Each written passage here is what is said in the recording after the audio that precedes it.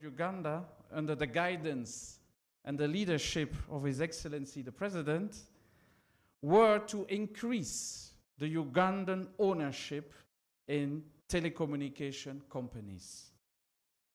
The road chosen to achieve this objective was localization through listing. And listing on the biggest Ugandan stock market, which is the USE, the Uganda Securities Exchange. Hence, this became one of the key obligations in our renewed National Telecom Operator License, together with the payment of the $100 million license fee and the obligation to expand our network literally everywhere you go in Uganda by 2025. We turned this obligation into an opportunity. As MTN, we understood that having tens of thousands of Ugandan shareholders, MTN Uganda would become a better and a stronger company. So in August this year, in anticipation of the IPO, we launched a massive marketing campaign called Uganda is Home, which then later on in October and November turned into an IPO awareness campaign with, I would say, the already legendary Jane Kafulu-Washer's video or videos that taught the general public how to apply and how to pay for shares. During the 6 weeks of the offer period, we embarked on an unprecedented capital markets and IPO awareness campaign across the entire country. The entire senior executive leadership team of MTN Uganda present here, together with our 3 lead stockbrokers and our transaction advisors, we went through the whole country. We did more than 250 physical and virtual town hall presentations, reaching more than 30,000 Ugandan potential investors in 66 different districts of the country. We traveled from Arua to Kisoro via Moroto and Kalangala. We went through 66 different districts to engage directly, face-to-face, with 30,000 investors. We spent hours and hours in front of our screens, engaging with another few thousand potential investors through social media, Twitter, Teams calls, and Zoom calls. Together with our partners, we appeared in more than 300 TV, radio, and other media engagements. This is the moment for me to say a very, very, very big thank you to all of you who have directly and indirectly been involved in this amazing journey of creating awareness and understanding around the MTN IPO. We took time to explain to everybody what is a stock. How do you gain or lose from investing in stocks? What is a stock market? What does the USC, CMA, IPO, what does it mean? What does it stand for? How do you apply? How do you pay? What are dividends? There were so many questions. So much time and effort was spent by so many people to take all Ugandans on a journey of understanding and appreciating capital markets. So by doing this, we believe that every Ugandan was given a chance and an opportunity to participate and become a co-owner, a shareholder in our great, amazing company. We managed to achieve 65,000 new opening of new SCD accounts with the USC, and more than 20,000 Ugandans applied and bought shares using the MIPO and the mobile money platform. This is an amazing achievement.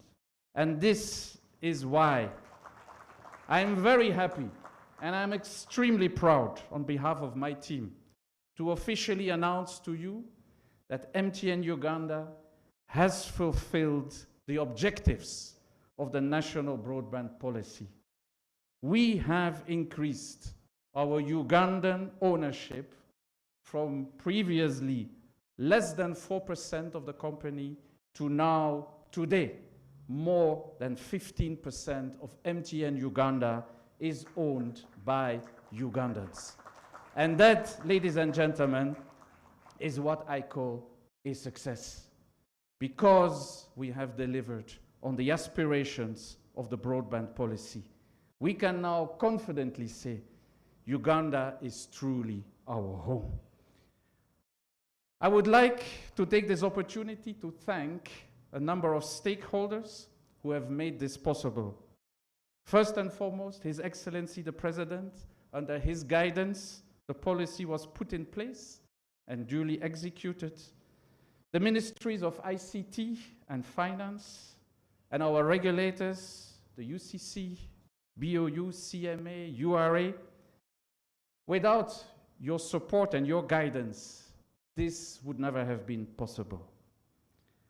A lot of people thought that MTN was not going to succeed. Even during the period, the opening period or the offer period, there was a lot of negativity, a lot of misunderstanding around facts and figures that were clearly defined in the prospectus. But we took the challenge. We went out and we explained to so many people about the facts about this IPO. We even went to court and we won our legal case, by the way. So, that's an applause for our lawyers who won the case. So, to our new shareholders, I would like to assure you at MTN, we live and we breathe a can-do attitude. There's no mountain too high, there's no challenge too big. At MTN, we take everything and we solve the problems in the interest of our shareholders to grow our company. And I'm very pleased and honored to inform you that 65% of the employees of MTN Uganda have bought shares in their company. 65% of the staff have taken their personal money and bought shares because they believe in the future of our company. And even more proud to say that 100% of our executive senior leadership have bought shares in the company. We, as the Americans say, we have put our skin in the game. And that, dear new shareholders, should be the ultimate assurance for you to see that the staff themselves are fully committed to run the company to the best of our capability and to continue to deliver on our promises during the roadshows. Our promises that we have made to our new shareholders is to create value and to grow our dividends for the years to come. On that renewed promise and commitment, ladies and gentlemen, I would like to say my final words. A big, big thank you to all of you who have participated and made this a success. And once again, I can say MTN Uganda is now home. Thank you so much.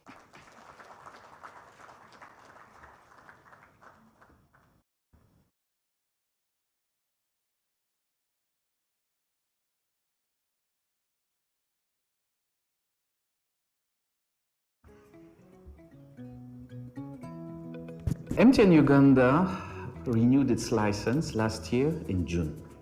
One of the conditions of the license renewal was a mandatory listing on the Uganda Securities Exchange. Now, over the last 10 years, there has only been one listing in the whole of Uganda. In total, there are only 9 companies that are currently listing on the USE.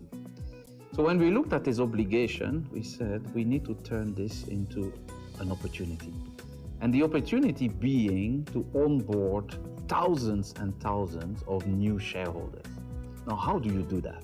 So what we decided to do is to really make it easy for people to participate and also make it attractive for Ugandans to participate. And that's how we came up with this idea of the MIPO, M for mobile IPO. We decided we have identified the components that are needed to make this journey successful. One component is for you to open an account, you need documentation, your national ID, your fingerprint, we call it KYC, know your customer. We as an MTN Uganda, we have the biggest KYC holder in the country. We have 15.5 million KYC holders. Said, okay, very good, that element is there. What else do we need? We need for the customer to pay for the IPO application or to pay for those shares that the customer is buying. Okay, who has the biggest mobile money ecosystem in the country other than MTN Uganda? Very good, this is the second element, is available. The third element, we need the security exchange system because they need a system for us to integrate with that system. So the 3 components that will complete that journey end to end were available. The KYC are here, the payment method is here, security exchange was here. Why we don't integrate those 3 components together behind the USSD channel or the app as well? Seconds, everything is done. If we look at an example, let's look at an investor called William.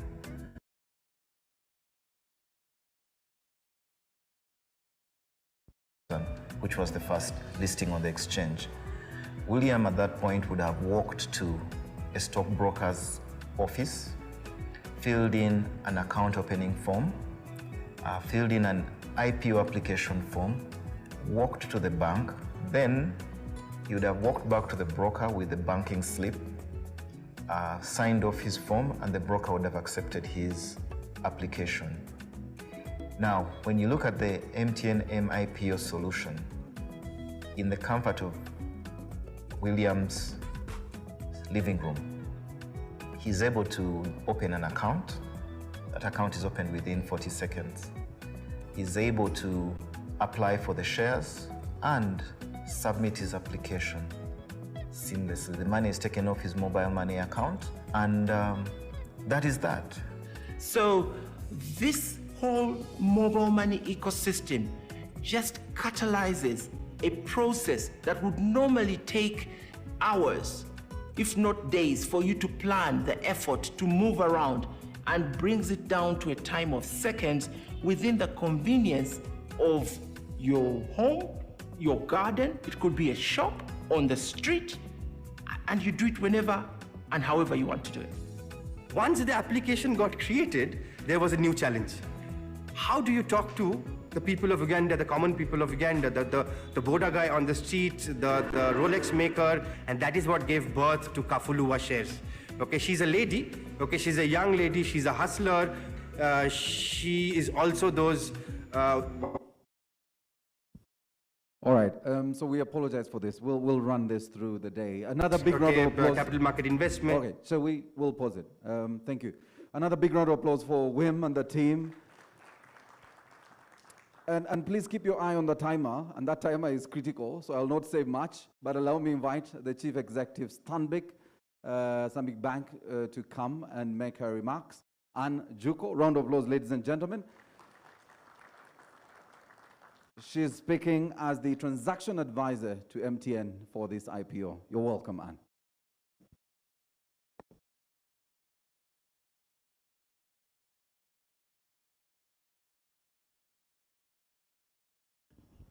Thank you, Maurice. I'll start with the protocols. Honorable Minister, ICT and Information, Dr. Chris Badiomunsi, PSST, Dr. Ramadan Gobi, the Chairman, MTN Group, or MTN Uganda, the High Commissioner, South Africa to Uganda, Mama Lulu, our regulators, UCC, Bank of Uganda, all the CMA, USE, and all you distinguished ladies and gentlemen. I'll welcome you here this morning, and I want to really, really thank you for taking the time to be here with us today. Today is a truly, truly historic moment, and it is historic in many ways. The first, I think we have to sit back and take in this moment.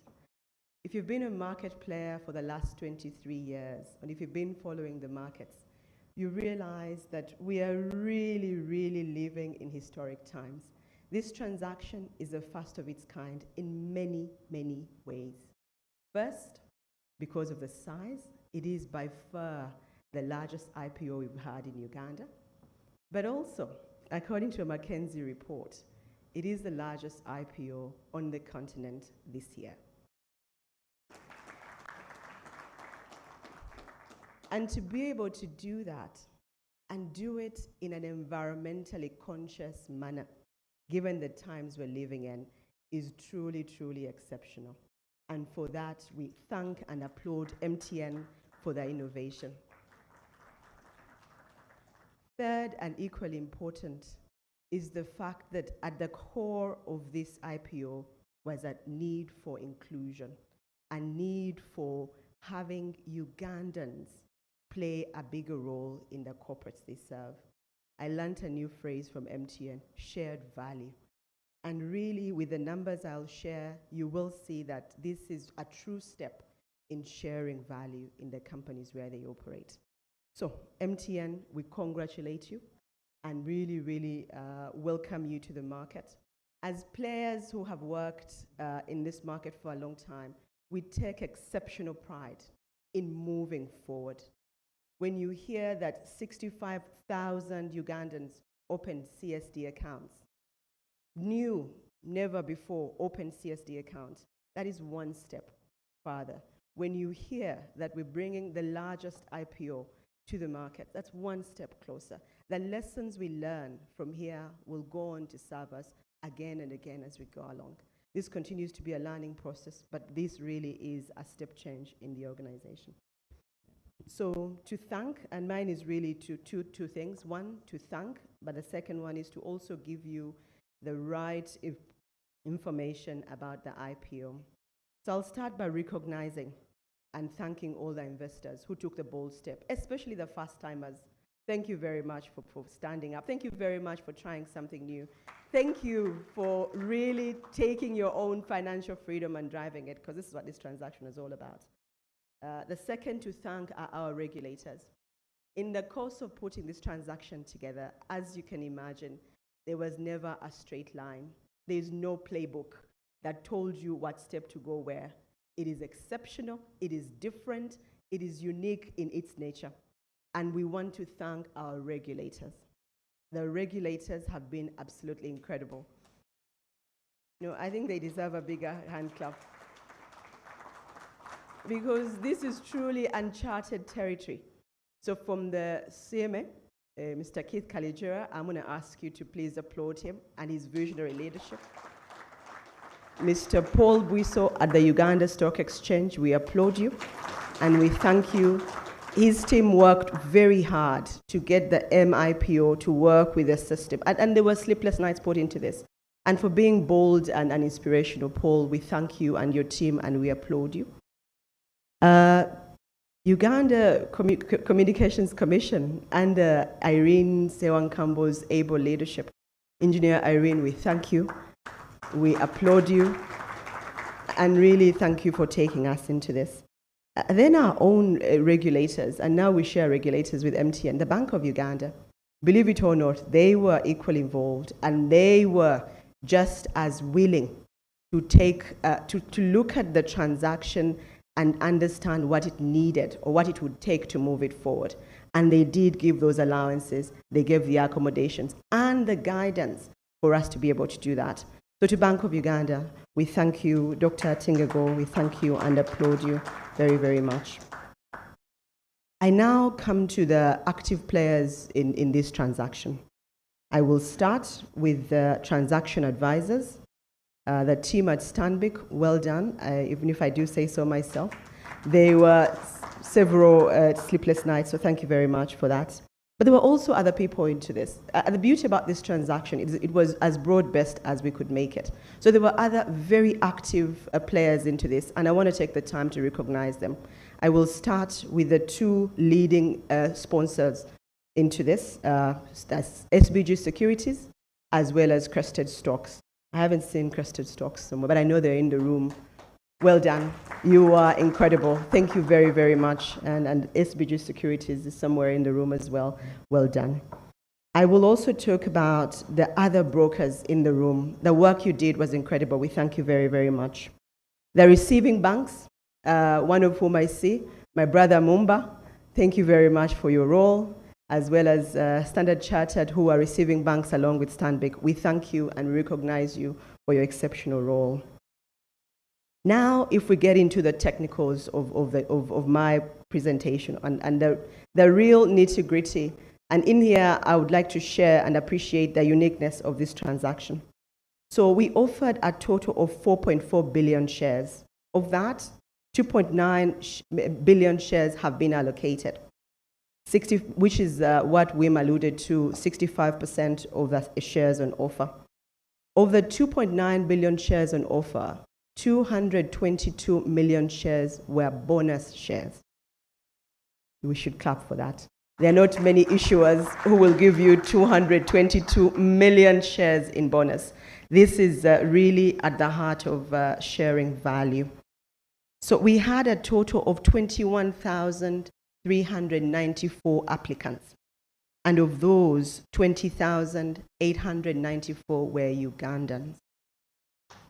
Ugandans onto the Securities Exchange for the first time. When it comes to regional split, we also did well as Ugandans, taking 84% of the allocation was to Ugandans. The East African community took 9%, and the internationals were only 4%. When it comes to retail versus professional investors, 10% of this offer is going to local hands. Ordinary Ugandans, the wananchi who walk the streets of Uganda, put in up to 54 billion Uganda shillings. Of course, 90% of the offer was. When we talk about truly revolutionary things, the MIPO is one such. With 90% of the this subscription being via MIPO, and about 10% coming onto the Easy portal.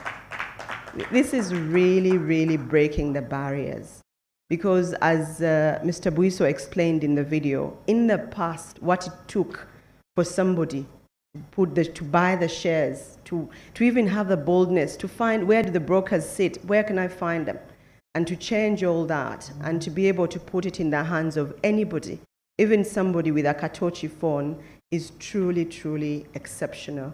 And it's what we want to do, to say financial inclusion is a right. It is a right. It is not a nice to have. It is not a preserve of those who speak English or know where the offices are. It's a right for every Ugandan to be included. So again, 90% of the offer on that is really, really exceptional. So as I close, I want to thank you all for the time and the effort, but I also want to add that the lessons we've learned in this process will be taken to the next IPO. So we take the learnings and we use it to develop our markets to make them better. When we look at the places and the markets we admire, we note that they were not built overnight. It took transactions like this to move the market to the next level, and another transaction to move the market to the next level. So we glory and we celebrate in your achievement today, MTN. And we, as market participants, are proud to take the lessons to the next, and we wish you the very best. We welcome you to being a listed entity. It's been very few of us up there, so welcome. Thank you very much. Welcome to the era of governance, and I look forward to your first AGM. And as I close, on behalf of the entire Stanbic family, I want to say a big thank you. Thank you very much for trusting us and honoring us with what is one of the biggest transactions in this market. Thank you very, very much.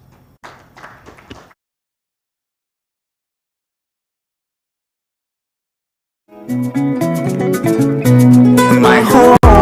I just wanna go to Uganda. My home. Oh, my Uganda. Right from the start, the relationship between the people of Uganda and MTN has been nothing short of spectacular. Together, we have had fantastic moments, too numerous to recount. And after securing our second national telecommunication operator license, we knew there was only one thing to do: somehow make what was perfect even better. It is with great honor I announce MTN's intention to float 20% of its issued shares through an initial public offer.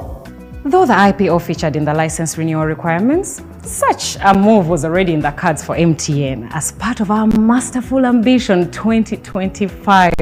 We've always had the intention of actually spreading that over a period of time, and basically what the government requirements, actually all they did is to accelerate what we actually already had in plan. On 11th October, MTN Uganda CEO Mr. Wim van Hellepute officially got things underway, revealing the big offer.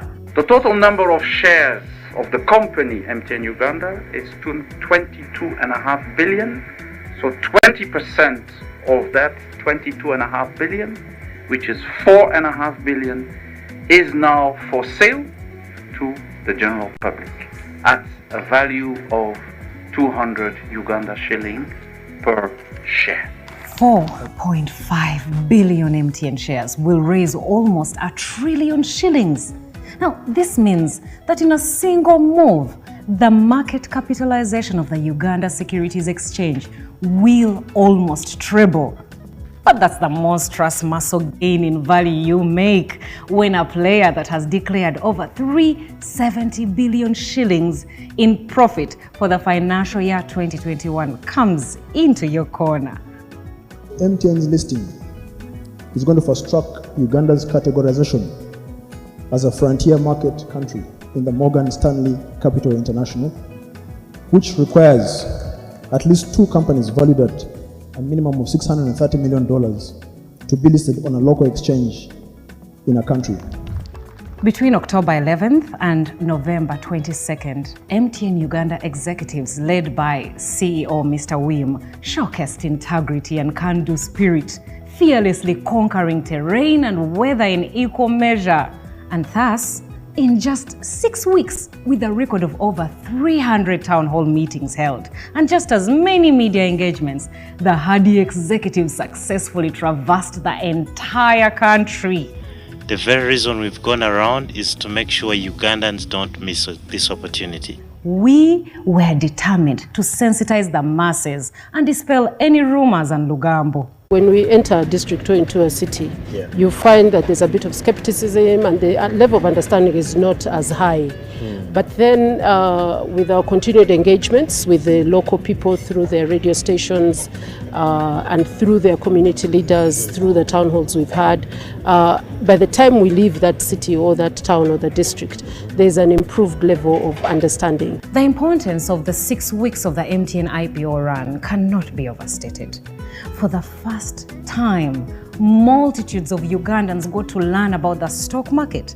And as we interacted with people, clarifying issues, correcting misinformation, and dispelling outright myths, the trust was reinforced. I've gotten to clear my fears in terms of where I should invest my money as a public servant.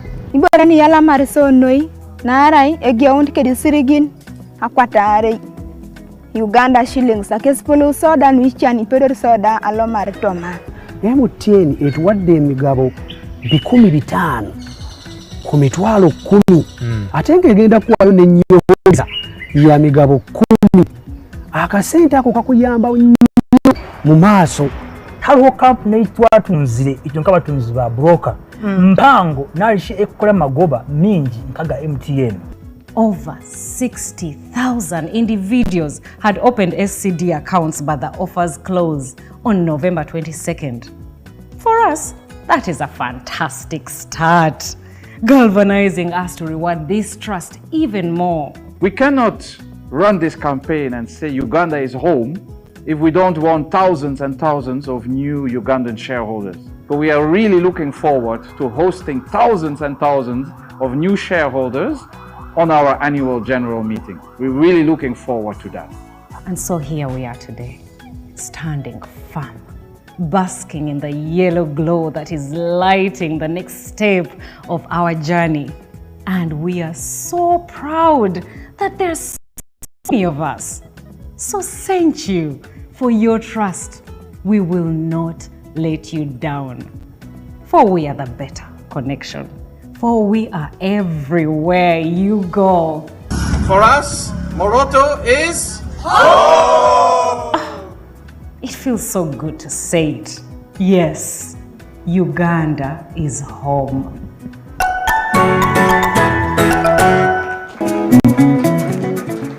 Ladies and gentlemen, the Executive Director, Uganda Securities Exchange, Mr. Paul Bwiso. Thank you. Good morning, ladies and gentlemen. All protocol observed. Due to time-sensitive issues, the market is about to open and it's automated. I'll ask our guest of honor, the Honorable Minister, to come forward alongside the Chairman of the Board of MTN, Mr. Charles Mbire, Executive Director, UCC, Irene, Richard, our Acting Chairman of the Board, and the CEO, Uganda Securities, MTN. All right.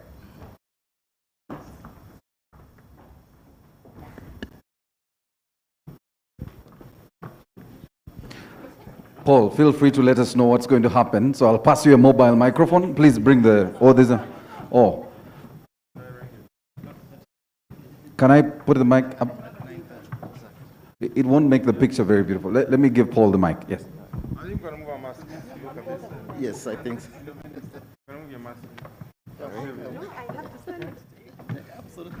Okay, so the market opens at 9:30 exact. On my left, we've got the stockbrokers in red jackets representing the different stock brokerage houses. We've got the manager in a green coat, and the brokers are in red coats. So in a few moments, we will be opening the market and it will be signified on the screen. What is important to note is that this transaction, while MTN was trying to raise capital, is in the primary market, and the Uganda Securities Exchange is the secondary market. So this signifies the official admission of MTN Uganda onto the stock market.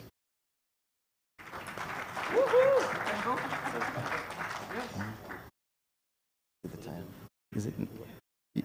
Yes. Yes.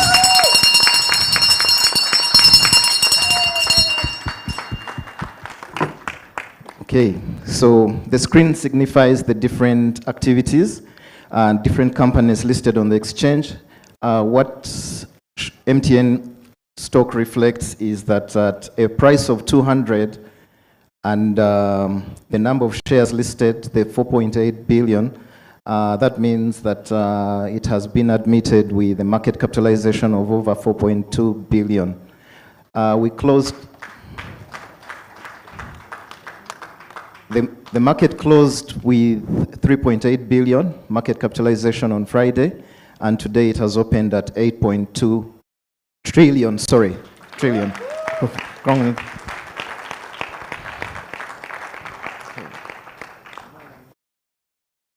Okay, thank you. Yes, it has more than doubled, and that means we've been admitted into the a new sector. Sorry, I didn't want to use complicated. All right. Right. Thank you. A big round of applause, ladies and gentlemen. Please stay there. Yes, our please. chief guest, please stay. We want a photo. So we'll now, without Paul speaking the mic, Irene and Anne I want to see how we can see all of you. I don't know how we will. Wim, we have a photo, Wim. We have a photo, Wim. Wim is so excited. I would be if I was Wim. All right. Okay. Paul, you also went back. We want to organize ourselves for the photo. Yes, there you go. As long as you don't speak, the masks can come off. Don't speak to each other. And they're all vaccinated, I know. So, Anjuko, mask, thank you. All right, you have 1 minute, cameraman, 1 minute. Another round of applause, ladies and gentlemen, to the listing of MTN. Very historic indeed, ladies and gentlemen. All right, masks back on, masks back on. Thank you very much. Paul, you still had the floor. Our chief guest, if you can make your way, and the chair, and all our stakeholders and the High Commissioner could make your way to your seats. And I'll invite again the CEO, Paul Buiso, to make his remarks now that we've officially listed MTN on the stock exchange and trading has started. So if you're joining us and you're watching, this is an opportunity, if you never bought your initial shares, to actually buy and trade in the shares. You're welcome, Paul. Okay, thank you.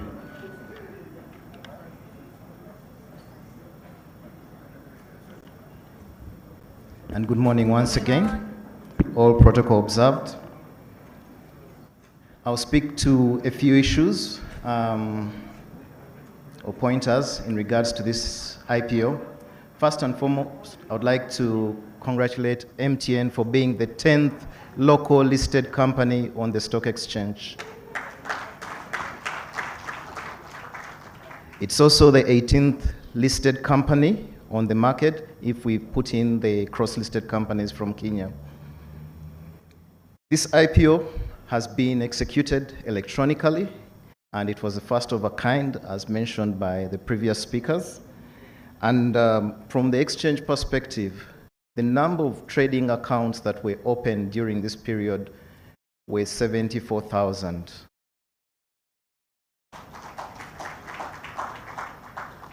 What this implies is that 195% increment in the number of accounts opened prior to the IPO.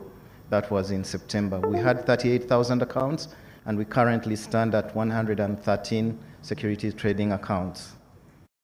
113,000, sorry. Of these, 92% of the 74,000 accounts were opened using the USSD MIPO solution. So I'd like to thank Wim and his team for bringing forth this innovation that resulted in such a big number of accounts being opened in such a short time.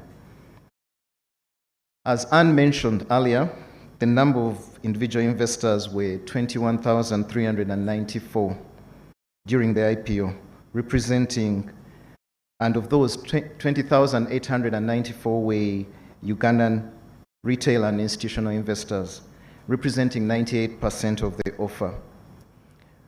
Key to note is that only 19% of the investors on the exchange actually participated in this IPO. But I must say that Wim and his team and the transaction advisors and the stockbrokers went to a great length to explain the different aspects of the capital markets, the stock exchange, how companies trade on the market, the benefits and the challenges of being an investor, but also the simplicity of putting your investments in your hand. So, Wim, thank you very much for the work you've done, and we really appreciate it from the Uganda Securities Exchange.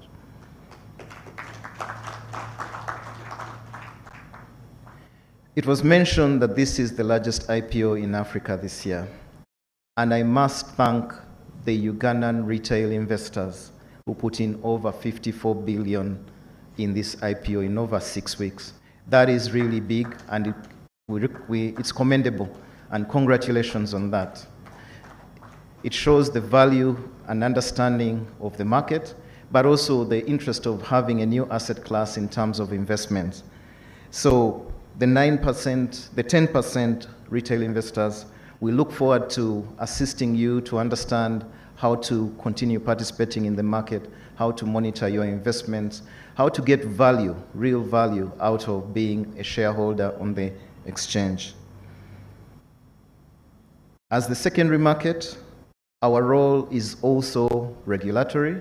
We are the first line of defense for Capital Markets Authority. So as a public listed company, we do know that MTN now will have to comply to numerous disclosures, timely reporting of financials and any material information. And our role is to ensure that this is done in a transparent manner.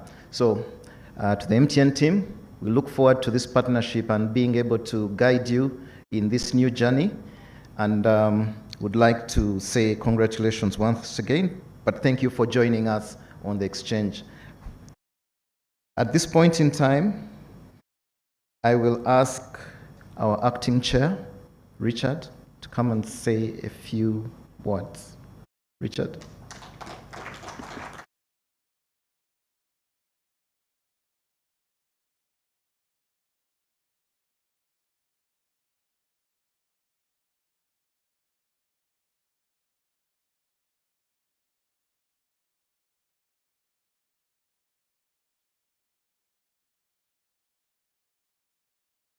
Thank you so much. My protocol is not good. Vim will keep it at Vim, so I won't go the other way. Honorable Minister, Chairman of the MTN, High Commissioner, UCC, Stanbic Bank, anybody else who is important, and everybody like me, how are you this morning? On behalf of the Stock Exchange, you must be wondering, I probably got another day job. I'm actually CEO of NSSF, and I'm not here because of that. I'm here because I'm the chairman of, acting chairman of the Uganda Stock Exchange, to which I make these comments. So it is a monumental time for the exchange. You've heard all the numbers. We've not done this before in a long time. 23 years we've been around. We've not raised as much money on the stock exchange as we've done this time round, so great stuff. Our market cap has gone up, more than doubled, from 41 trillion shillings to 4.1 trillion shillings to 8.2 trillion shillings. So that's really great for us at the stock exchange. And I think this is a testimony that all of you out there with your struggling businesses that can't raise money from commercial banks, sorry guys in the commercial bank areas, you guys are very expensive, I'm sure you know that. We have a lot of patient capital that's available here. Please come and raise money from the stock exchange. I call upon all the other sectors, not only the telcos. A lot of you require a lot of capital to run your businesses. Please come to the stock exchange, raise money, because as you've seen, MTN has done it, so can you. I'm sure you can all take advantage of what's available in the market. These have been very challenging times, as you probably know, and yet we've been able to reach this success that has been achieved. So I think that we've shown that the market is resilient. We've shown that for a good company, there will always be capital available for you to run your businesses. So please come to the stock exchange and do that, because that's where you can get patient capital to run your businesses and grow it and make sure that you return money to your shareholders in a very diverse and incredible market. So with those few words, I'd like to ask you, Paul, to continue with, oh, you've done, okay, great. Thank you so much. Thank you.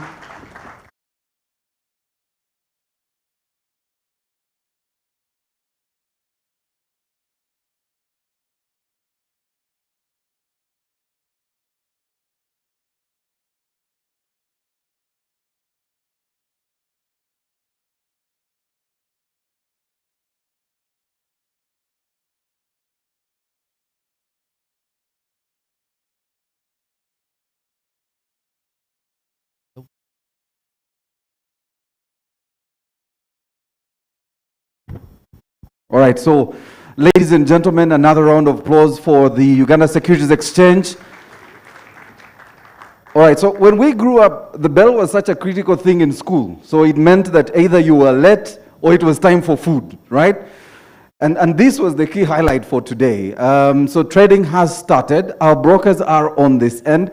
I like the fact that I can move, and I was told don't stay in one place. So our brokers are here. They look very nice in this color. I know the chief guest wouldn't be excited, but please, I'm told, I know you're busy, but can we have a photo? Please come to the front. If you could just give us 1 minute. We want to see you. And Wim, please come on the chair of the board. Let's have a photo. You'll give them space in the middle. And since our chief guest is wearing a yellow tie, he will be in the middle. And the chairman is also wearing a yellow tie. And we wearing a yellow tie will balance the color off. Okay? Please note that there is live trading going on. At some point, a couple of you were more richer at 220. And if you notice, the board keeps flipping, depending on the... Please come to the front. There. Yes. The chief guest will be in the middle, women the chair on the other side, and then we'll have the brokers on either side. So some of you on this side, the ladies make sure you are on either side, so we don't have only gentlemen on one side. Some of you on this side, our brokers, come. Yes. There you go. So that's the team. We're doing live trading right now, and you'll notice it's digital, so they are here.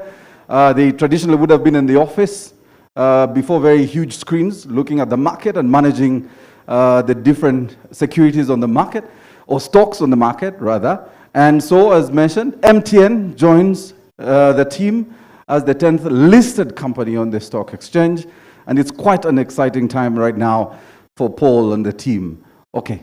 We're done, photographers? Thank you very much, our brokers. Thank you very much, chief guest. You could make your way back. All right. So, a couple of things I picked from the conversation, and Anne was giving us the numbers. First, the excitement. 85% were Ugandans. That's another round of applause, ladies and gentlemen. And also, when...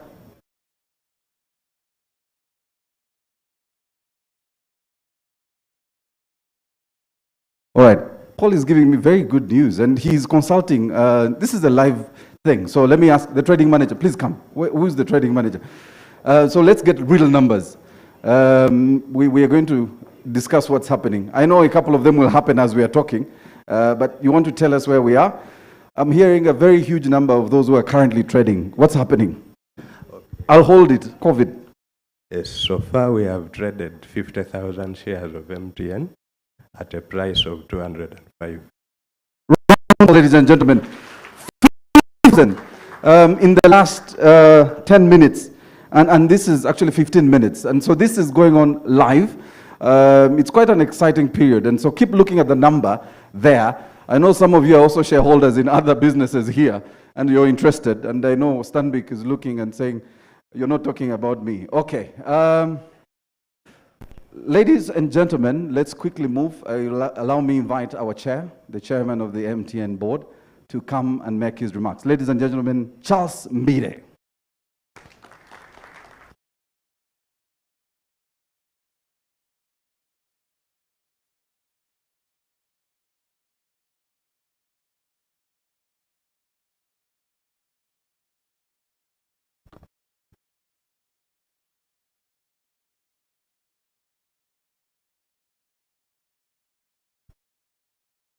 Sanitize it, please.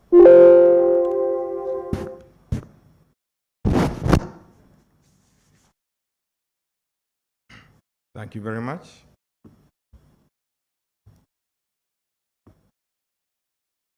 The guest of honor, the Minister of ICT, Dr. Chris Baryomunsi,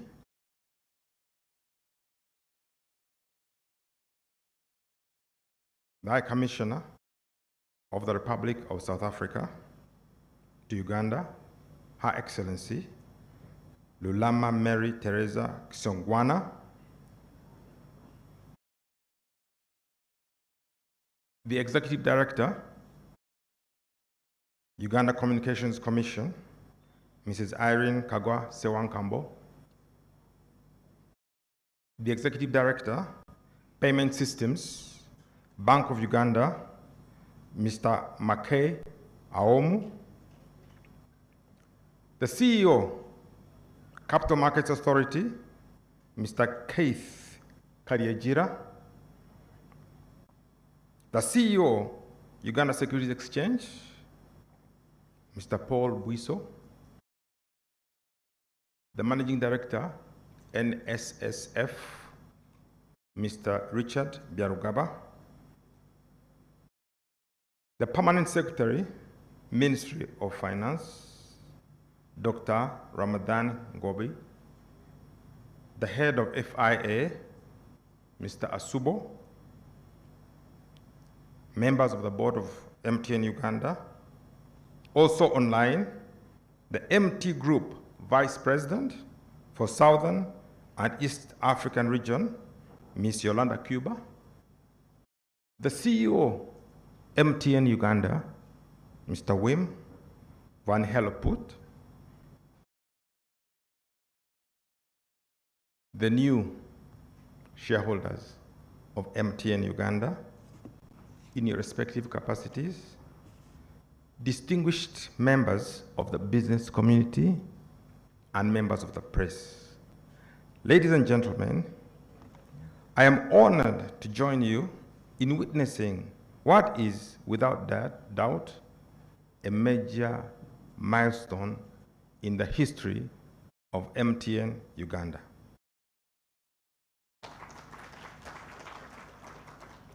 Today, at the culmination of what has been a formidable journey, we are delighted by the success we have achieved in broadening and opening up our shareholding to Uganda. Starting today, almost 21,000 ordinary Ugandan citizens will graduate from being not just customers of MTN Uganda, but also owners.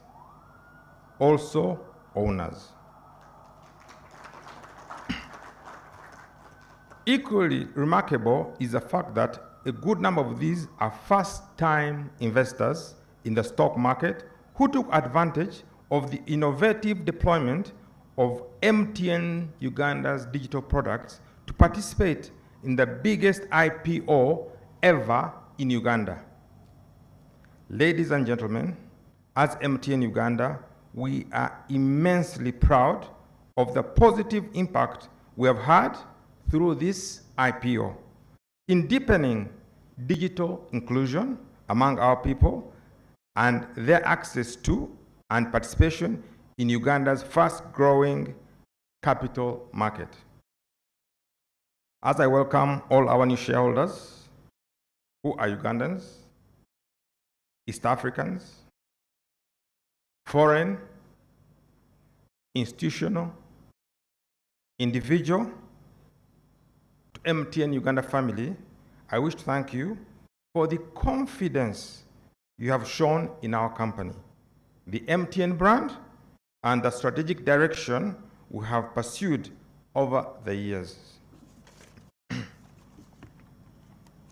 As MTN Uganda embarks on this important phase of its life in Uganda, as a publicly listed company, I want to, on behalf of the board, assure all our stakeholders that we shall continue to be guided by the very pillars that we have underpinned and sustained our success in this country. That is customer centricity, regulatory compliance, and good corporate citizenship. We wish to assure our shareholders that we will continue to strive towards strengthening MTN's fundamentals, strategic astuteness, and the highest standards of corporate governance, and to always deliver and sustain value for you, our shareholders, now and into the future. Ladies and gentlemen, if there was a benchmark for what constitutes a supportive business environment, it is the way our regulators have worked hard to facilitate this IPO. We thank you, the Ministry of ICT, the Uganda Communications Commission, the Capital Market Authority, and our hosts today, the Uganda Securities Exchange, for a great and resoundingly successful partnership. On one more note from myself, I wish to thank, and I think this is an opportunity I've not had for 23 years, one bank that came to my rescue 23 years ago. We won an international tender to start communications in Uganda, which was evaluated by IFC, part of an arm of World Bank. I was a partner. I'd sell my house, I'd sell my farm, I'd sell my house in Kololo, to raise the funds to be a shareholder of MTN. I had been promised by a venture capitalist that would support me, and the last minute, they grew cold feet. So I approached several banks, and one of my witnesses is seated over there. He's called Mr. Richard Byarugaba. He was a boss of one bank who said, communications, no, wait, there's already a company here, just forget it. So I entered Stanbic Bank. I met a man called Mr. Dutoit. I hope he's still alive and he have access to this. I told him my predicament, and he told me, wait, I'll accept your personal guarantee, and you can walk out of here with $580,000 to make your contribution, further contribution. I will never forget that statement. And Stanbic Bank, I thank you very much, because I know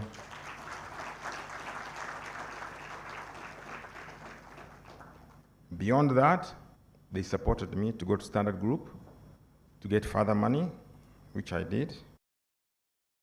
And beyond that, I also wish to thank Standard Chartered Bank, who also chipped in after about a year for my final contribution to my share capital.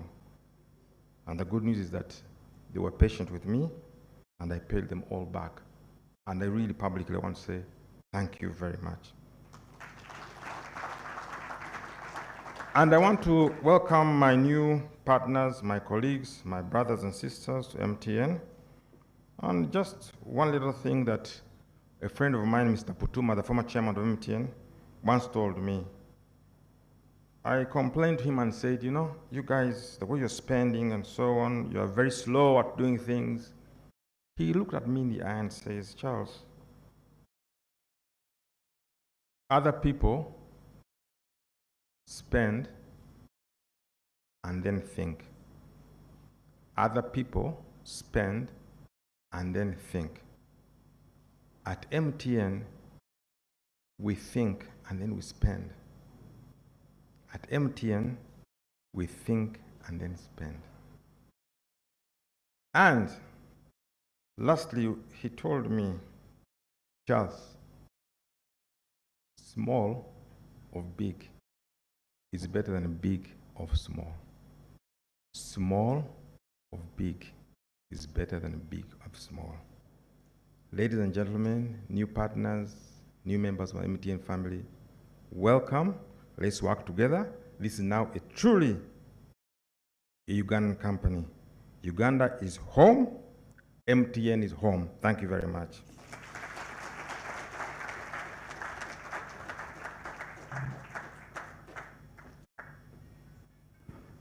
Ladies and gentlemen, another round of applause for the chair, MTN Uganda, who was speaking not just as a chair, but also a shareholder in MTN. And the trading continues, so we'll probably give you updates on the numbers, but to tell you that this is an opportunity for those of you who are watching at home and joining us online to now log in, and you can now, using your different brokers, be able to trade and buy the shares online. So that is something you can do with your existing broker. All right. So we'll now, and I noticed the chairman spoke to this, we'll now invite the Vice President, South and Eastern Africa for the MTN Group, Ms. Yolande, to speak to us. You're welcome, Yolande. Thank you so much, and thanks for having me. Firstly, let me greet all our dignitaries.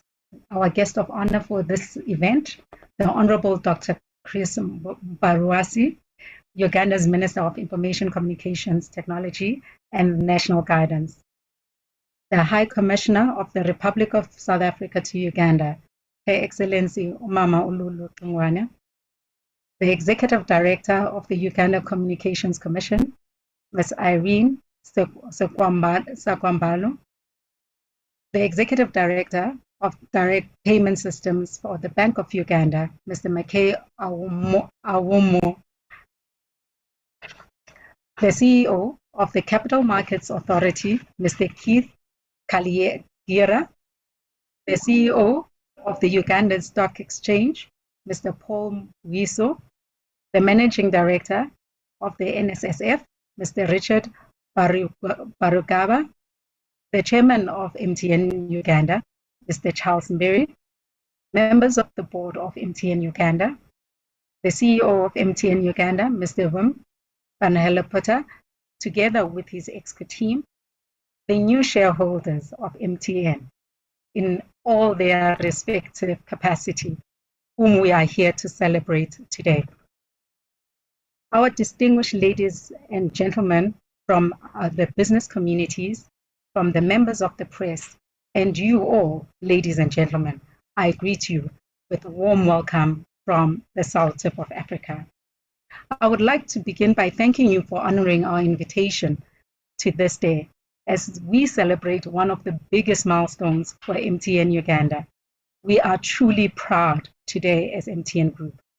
For months, a team of executives from MTN Group, together with those in MTN Uganda, and I being part of them, have planned our trip to Uganda to witness this momentous occasion, and which we now fondly call homecoming. However, as we eagerly waited for this moment to be there with you, and wearing our gomezes, our kenzus, and even learned a few local words, that was not meant to be. COVID had to really come into the way. With the new variant, unfortunately, some of us were not in a position to travel. But nonetheless, I still bear joyful greetings from the entire team from MTN here in South Africa as we celebrate the fact that Uganda now is indeed and truly our home. I am happy to be joined virtually by my colleagues, Kolegile Ndamase, who is our Group Chief Mergers and Acquisitions and Business Development Officer, our Group Financial Officer, Chief Financial Officer, Mrs. Sulu Molife.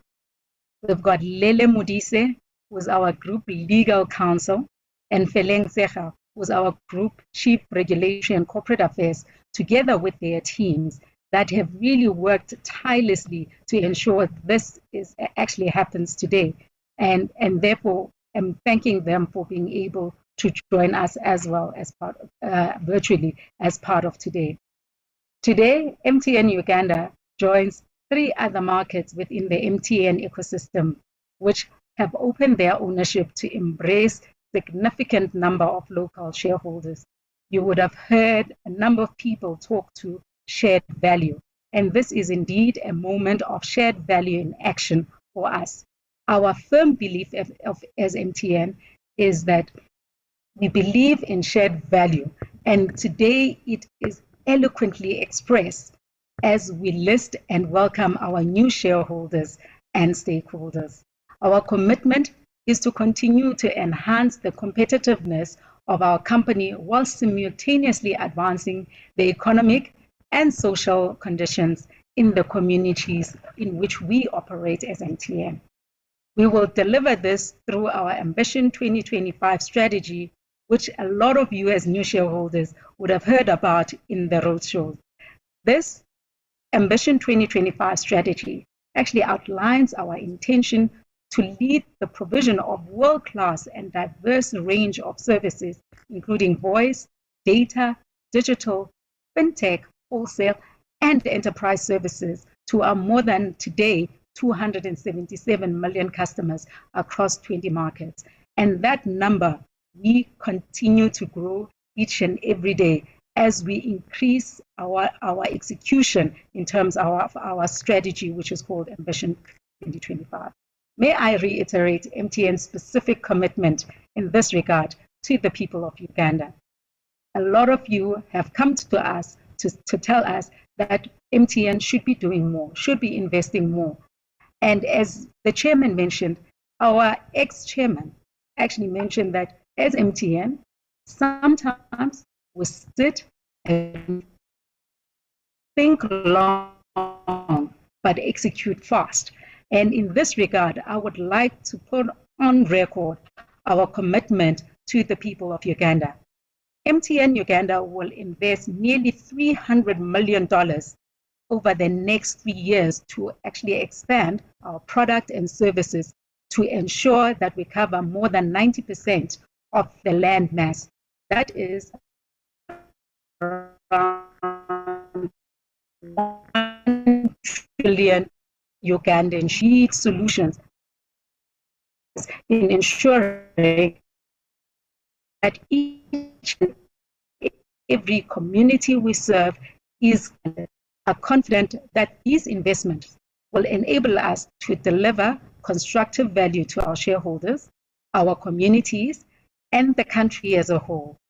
Today is therefore for us a fulfillment of our mantra, which is, we are good together. I thank all our new shareholders who have come on board, and I promise you an exciting time ahead.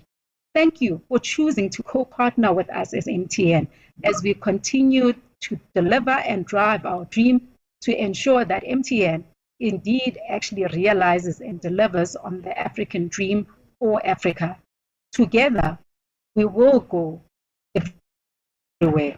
We are everywhere you go. Together, we will deliver the benefits of a modern connected life.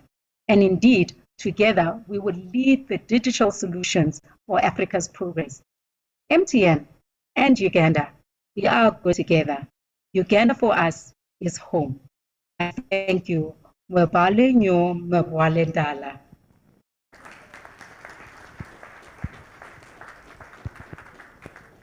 Thank you, Yolanda. Another round of applause for Yolanda Cuba.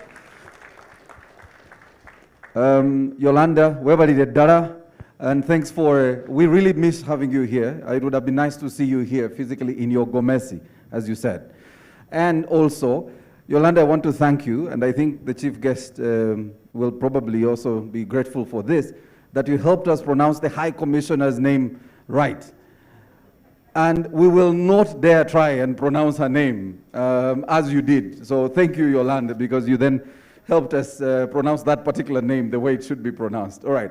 So I want to invite Harmonix on the stage. But as Harmonix comes, I want to turn you back to our live painting. And I see the progress made thus far. We are not even at 100%, but you can see what's happening. So that gives you really a picture of what's happening today. The listing of MTN on the stock exchange, of course, the price at which we are trading currently, and that will change. But also, this will mark quite a landmark for us towards the end when the minister and the chair penned their signature on this painting that will find a beautiful place at MTN Uganda. All right, so everyone is singing to the Uganda is Home song. I don't know any single child in any home who doesn't sing when this song comes on television or even radio. First of all, it's a great piece of art. So for the team that put this together, MTN, well done. Job well done. It represented very well where I come from and the minister comes from, our region in Chigezi. We are captured very well there. But I noticed every single person has a moment in that video. Every single Ugandan has a moment in that video. So ladies and gentlemen, welcome with me Harmonix performing this fantastic song, Uganda is Home. My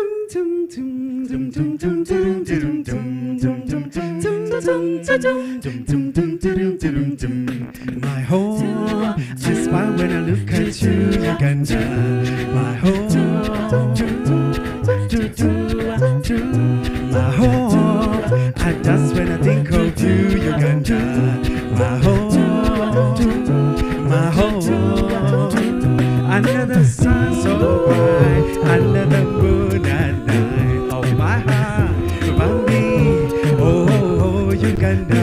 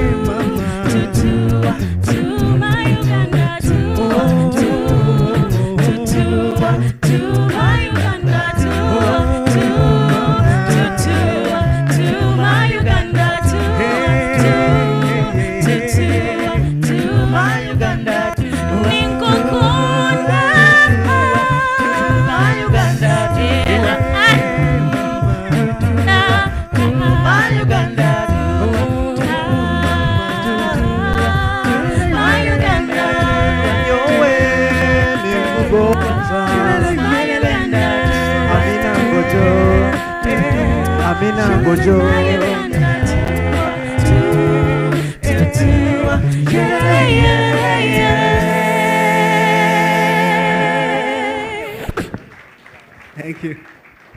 Ladies and gentlemen, another big round of applause for Harmonix. Thank you so much. It now gives me great pleasure to invite the CEO, Capital Markets Authority, Keith Karegeria, to come and make his remarks. You're most welcome, Keith.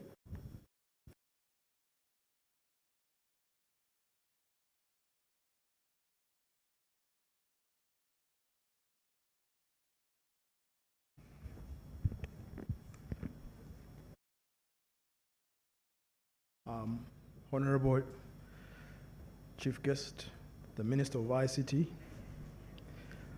Her Excellency the High Commissioner from the Republic of South Africa,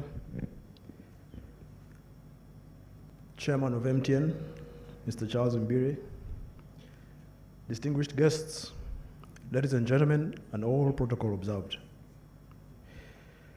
So today we witness the listing of MTN Uganda, one of the, if not the largest taxpayer in Uganda, the largest telecom company in Uganda, the largest mobile money company in Uganda, and now the largest publicly owned and listed company in Uganda.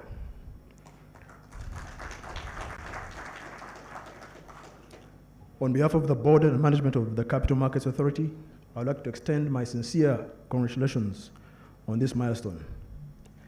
I would also like to extend my sincere thanks to all those who are involved in making this day a reality, the relevant arms of government like the Uganda Communication Commission, represented by Irene, the Ministry of Finance, Ramadan has left, and his team, the Ministry of Justice, the management and staff of MTN, the transaction advisor, SBG Securities, supported by Stanbic Bank, the management and staff of the Uganda Securities Exchange, for the crucial role that they have all played in getting us to this momentous point in the history of Uganda's capital markets.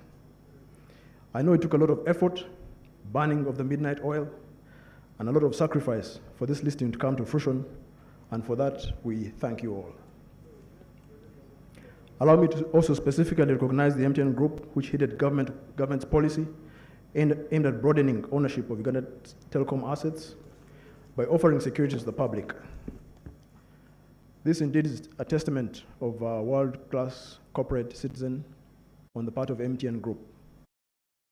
Ladies and gentlemen, today's listing of MTN Uganda at the Uganda Securities Exchange is a watershed moment in the development trajectory of Uganda's capital markets for several reasons.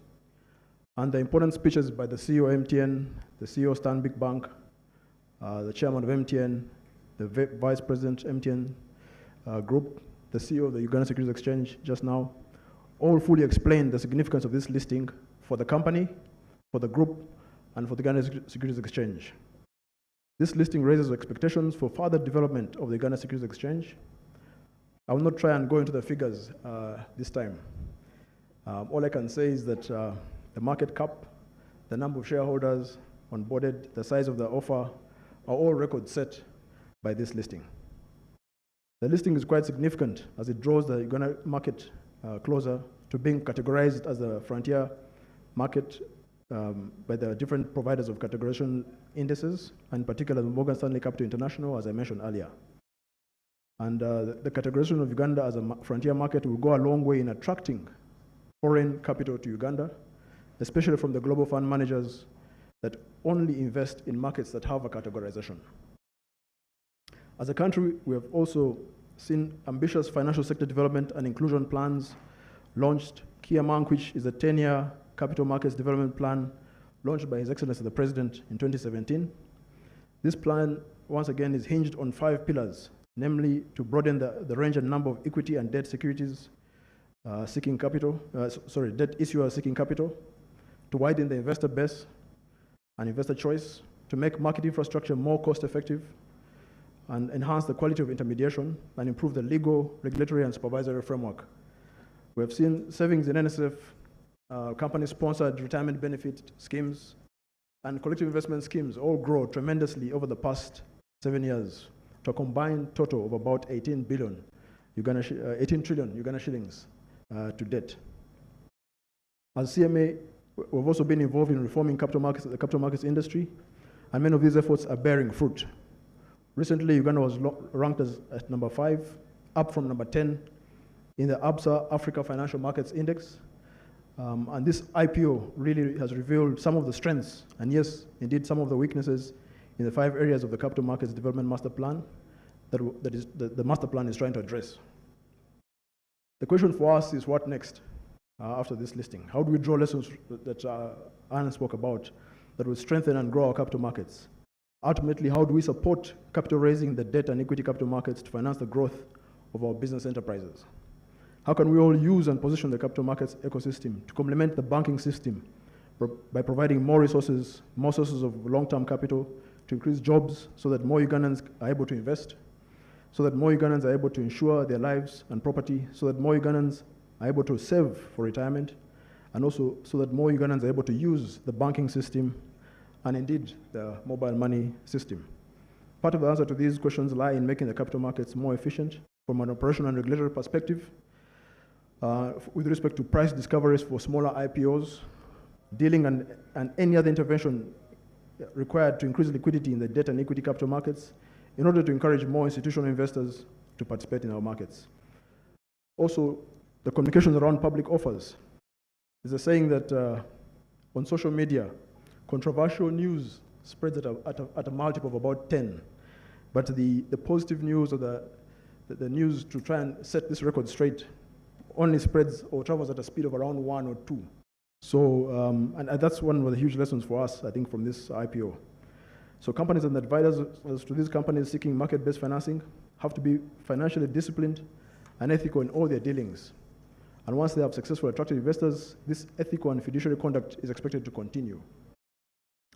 As I conclude, allow me to talk about one of the things that came up during this particular IPO and which defines a large aspect of our role as a regulator, as a CMA, and that is investor protection. I know some concern has been raised about how minority shareholders will be protected in the face of a dominant shareholder, with particular reference to transparency and fairness in related party transactions that may disadvantage minority shareholders. I would like to assure the public that there are sufficient safeguards in the laws, specifically the Capital Markets Corporate Governance Guidelines, the US e-listing rules, and the Companies Act, specifically Table F, that protects investors. These provisions in the laws, rules, and guidelines cover areas such as fair treatment of all shareholders, appointment and independence of directors of the company, shareholders' access to information, with emphasis to full disclosure of relevant material information, and timely communication to shareholders, distribution of dividends, and so forth. I know majority shareholders hold large sway on most of these issues, but I expect that MTN Uganda, as a responsible and now public corporate citizen, will uphold best practice in dealing with minority shareholders. So once again, I congratulate all the different parties that made this IPO a reality, and congratulations to MTN on your debut, and best wishes on this journey. God bless you, for God of my country.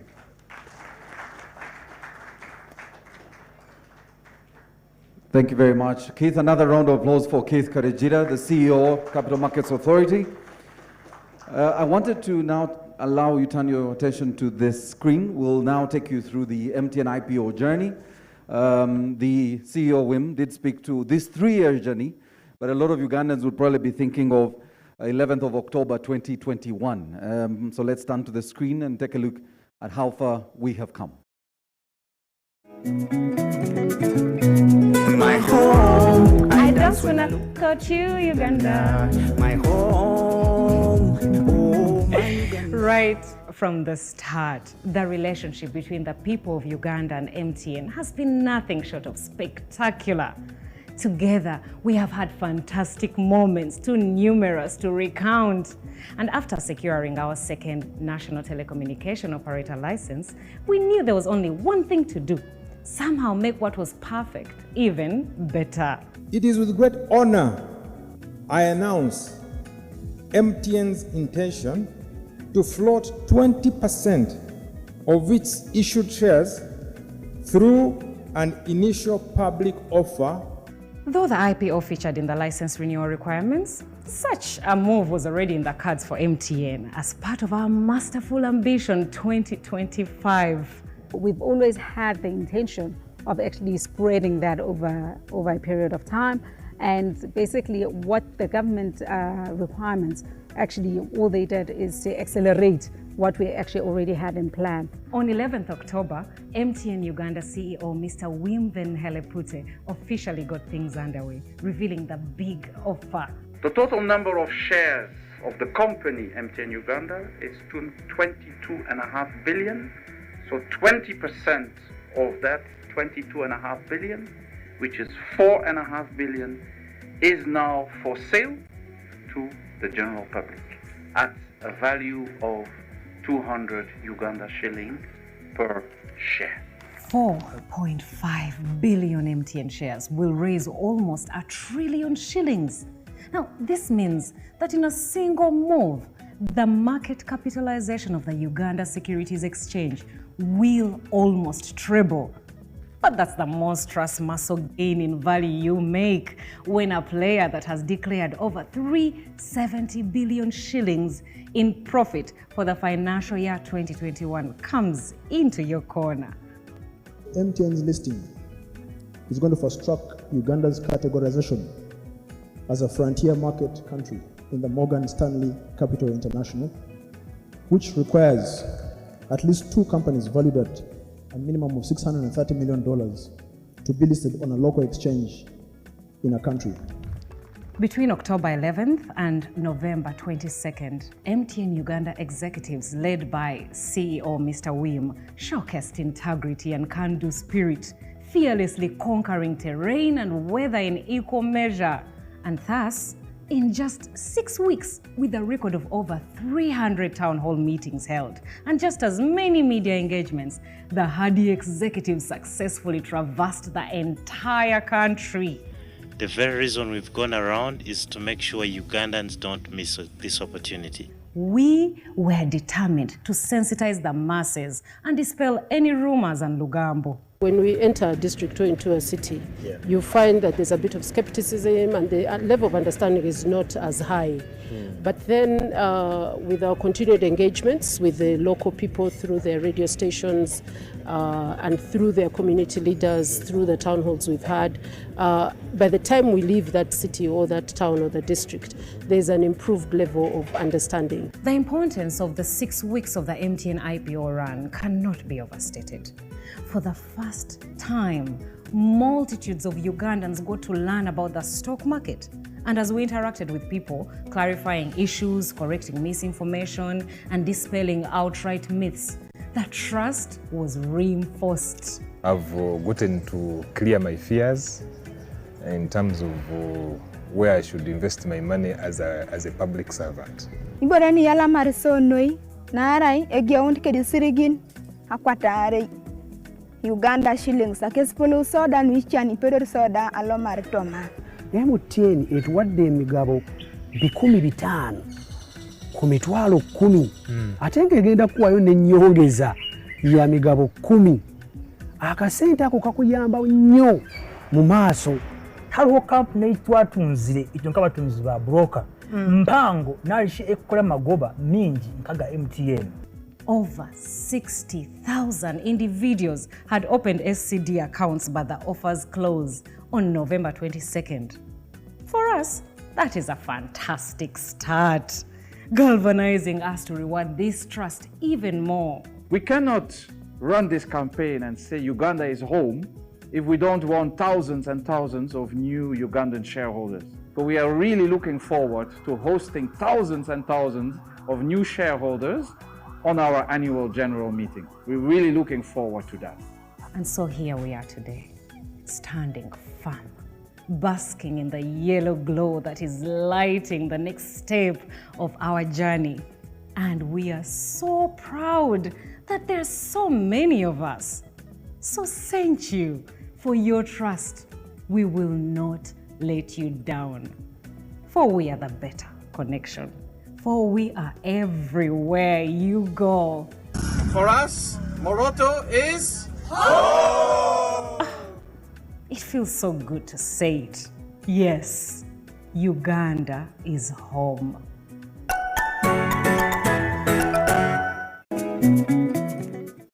All right, so that is the MTN IPO journey that, of course, has culminated in today's listing and the trading that is currently ongoing, and we're still at 206. And for those of you who are joining us, it's an opportunity for you to own what is now truly home to Uganda. Okay? Now, may I invite one of the most powerful women in this country, the CEO or the Executive Director, Uganda Communications Commission, Ms. Irene Kagwase Wankambo. You're most welcome. Round of applause, ladies and gentlemen.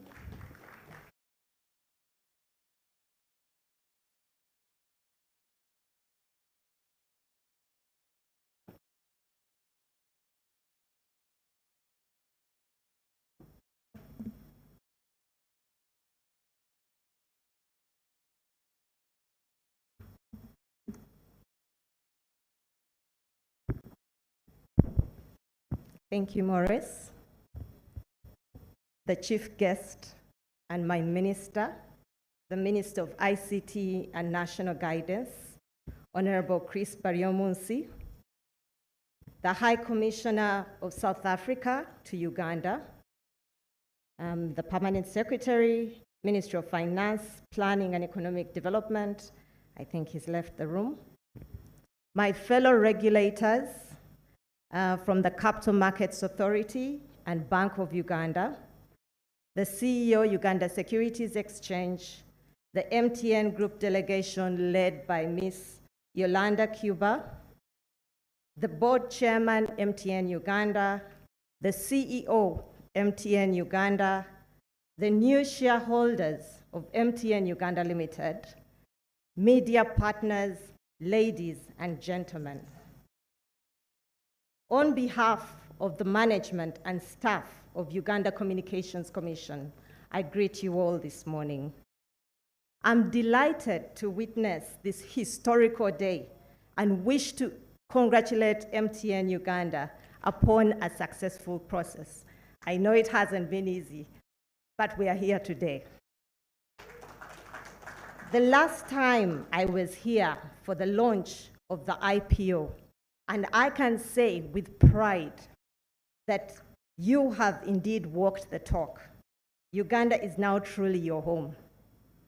I wish to also congratulate the other parties in this process, the government of Uganda, the Bank of Uganda, Capital Markets Authority, Uganda Securities Exchange, Stanbic Bank, and the people of the Republic of Uganda.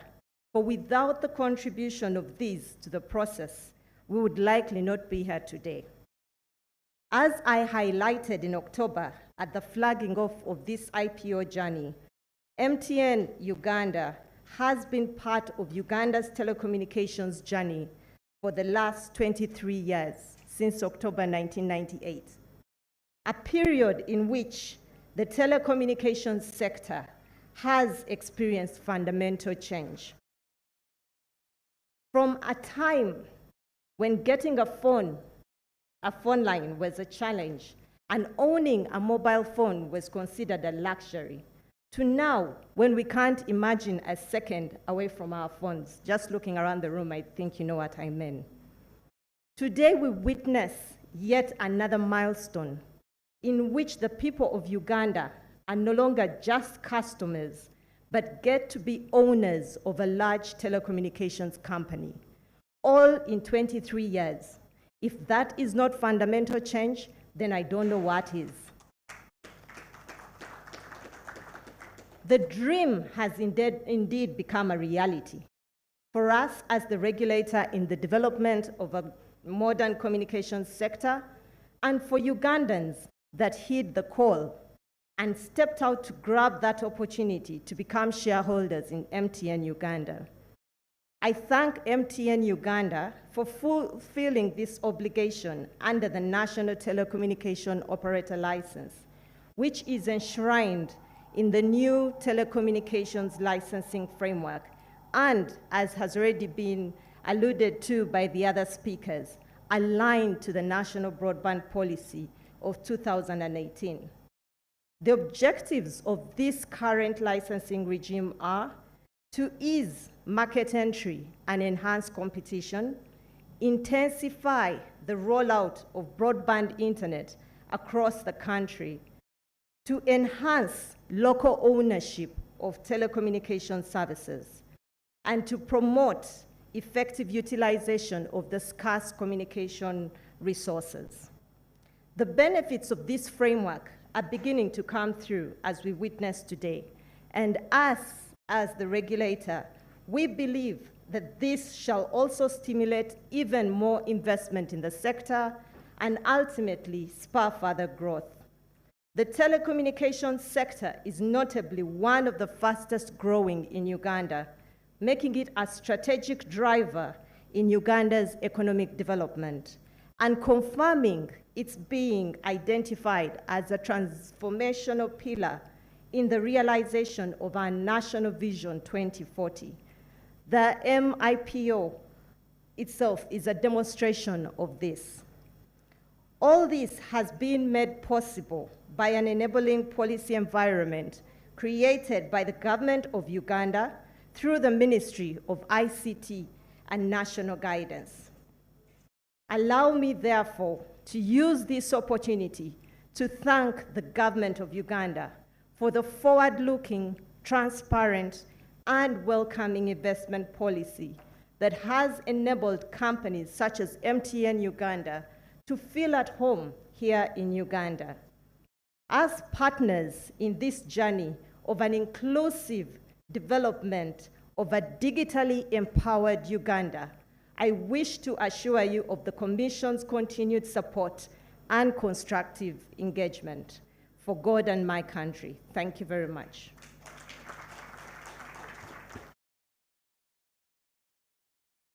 Irene, before you leave, and I know I will give it a minute, I will ask that you stay and invite our chief guest to speak to us, and then I'll give you a minute after that to sanitize the podium so we can have our chief guest speak. Please do invite our chief guest. Thank you very much, Maurice. It is indeed my honor and now my responsibility to invite our chief guest and the Minister of ICT and National Guidance, Honorable Dr. Chris Baryomunsi.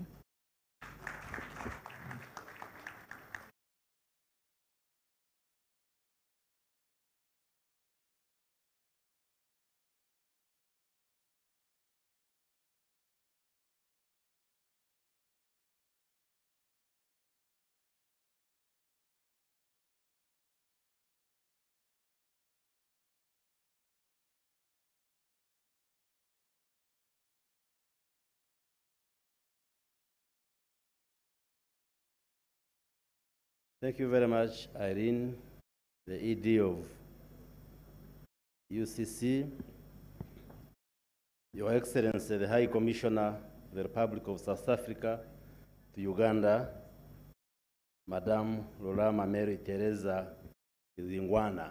I hope I am correct. The Permanent Secretary, Minister of Finance, but he has just left. He has been with us this morning. Permit me also to acknowledge the presence of the Chairman, MTN Uganda, Mr. Charles Mbire, and the other members of the board of MTN Uganda, the MTN Vice President for Southern and East African region, Madame Yolanda Chuba, who addressed us virtually, the Executive Director, UCC, Irene Kagwa-Sewankambo, who has just been on the podium. Permit me also to acknowledge the Executive Director, Payment Systems, Bank of Uganda, the CEO, Capital Markets Authority, Mr. Keith Karyejira, the CEO, Uganda Securities Exchange, Mr. Paul Bwiso, my own brother, the Managing Director, NSSF, Richard Byarugaba, who is here with us, the CEO, MTN Uganda, the man who has one of the most difficult names, but easy to say, Mr. Wim. The others, you might bite your tongue. The transaction advisor, Madame Anna Juko of Stanbic Bank, present here. All the new shareholders of MTN Uganda in your respective capacities, distinguished friends, ladies and gentlemen, members of the media, and protocol observed. Let me preface my remarks by conveying salutations and warm regards from His Excellency the President, Waike Museveni, whom you had invited to preside over this function, and he requested me to stand in for him. So I am here on behalf of the President of Uganda. And I am honored to preside over this great milestone in the history of MTN Uganda, the ICT sector, the capital markets, and our country at large. And I want to say congratulations, MTN, and congratulations to all of us in this country, Uganda. Today, MTN Uganda lists all its 22.4 billion shares on the Uganda Securities following a successful initial public offer, IPO. And this is a big deal for the government and the people of Uganda. With this transaction, Ugandans now have a stake in one of the notable growth sectors in the country. Secondly, the IPO and today's listing are a resounding demonstration and validation of the National Broadband Policy 2018, which is a living blueprint for the ICT sector in Uganda. The objectives of this policy are to aid in harnessing Uganda's potential to exploit ICTs for economic development, achieve affordability, digital inclusion, and connectivity for all. And this is predicated on the identification of ICTs as one of the job creation sectors in the National Development Plan 3 and a key driver of socio-economic transformation. This policy, the National Broadband Policy, seeks to achieve the aspirations of Uganda's Vision 2040 by supporting the implementation of NDP 3 objectives, whose theme is strengthening Uganda's competitiveness for sustainable wealth creation, employment, and inclusive growth. The policy emphasizes the role of broadband internet in the socio-economic transformation process as a critical enabler. More relevant to today's event, one of the stipulations of the National Broadband Policy 2018 is that it requires the holder of a national telecom operator license to list at least 20% of its shares on the Uganda's stock market. The rationale behind this is to diversify the ownership of the telecommunications companies active in our market. That is, make Ugandans co-owners of these businesses and enable them to reap the benefits of the digital revolution currently underway in our country. I am glad that with this landmark IPO, the objectives of the National Broadband Policy have been achieved. Ugandan individuals and professional investors now own more than 15% of MTN Uganda. Let me also hasten to add that when you mention the numbers that have participated in this investment, through NSSF, over 2 million Ugandans have entered into this investment. So NSSF might appear as one entity, but through it, over 2 million Ugandans are part of this investment. And we want to congratulate my brother, Richard Byarugaba, and the NSSF family. I want to congratulate our people who have taken advantage of this window to invest in MTN Uganda. Today, you elevate from just being users of MTN Uganda services to being part owners of MTN Uganda. This means now MTN is ours. When you say Uganda is home, MTN is home, this is what it means. Congratulations to MTN Uganda for the successful execution of the biggest IPO ever seen in this country. You have shown us that can be done. And this IPO and today's listing of shares on the USE continue a long tradition of regulatory compliance and good corporate citizenship by MTN Uganda, which have contributed in a big way to your success in this country in the last 23 years. With the successful conclusion of this transaction, you are not just fulfilling a regulatory requirement, you have touched the hearts of Uganda in a way. I am sure Ugandans will reciprocate through greater patronage of your services and what is probably the most critical business license of all, social license. You have demonstrated that your Uganda is home theme and rallying call is more than just a corporate tagline, but a reality. We look forward to the fulfillment of the other important NTO license obligation, notably the 90% landmass coverage by 2025. These are requirements that are in the National Broadband Policy.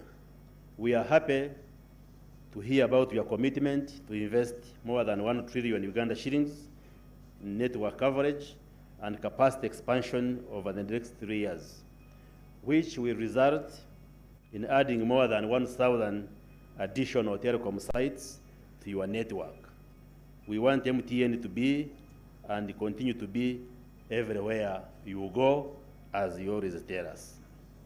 As MTN Uganda embarks on this transition into a publicly listed company, and as we rededicate ourselves to providing a conducive environment for the conduct of business in this sector, I wish you many more years of prosperity in your partnership with Uganda. To the new shareholders, especially Ugandans, I wish you commercial success in the form of sustained share appreciation and payment of annual dividends. Lastly, as I come towards the conclusion, as you are aware,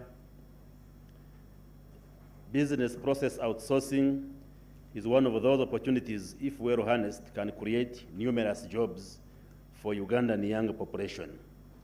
But we are informed that one of the bottlenecks in the uptake of BPOs in Uganda is the quality of calls terminating in Uganda and the high cost of internet bandwidth. I therefore would like to urge the Uganda Communications Commission, MTN Uganda, and all the other telecommunication services providers to look into affordability of broadband services and the quality of voice calls for the benefit of all of us. I have been invited by the Committee of Parliament on ICT through a petition which was raised by Ugandans to discuss the quality of telecommunications services in this country. I therefore want to appeal to MTN and the other telecom service providers to look into the quality of the services, to look into the cost of data, and support us in reducing the cost of internet in this country, because it's an outcry in the country, especially in the wake of COVID-19, and a challenge to ensure connectivity and access to these services.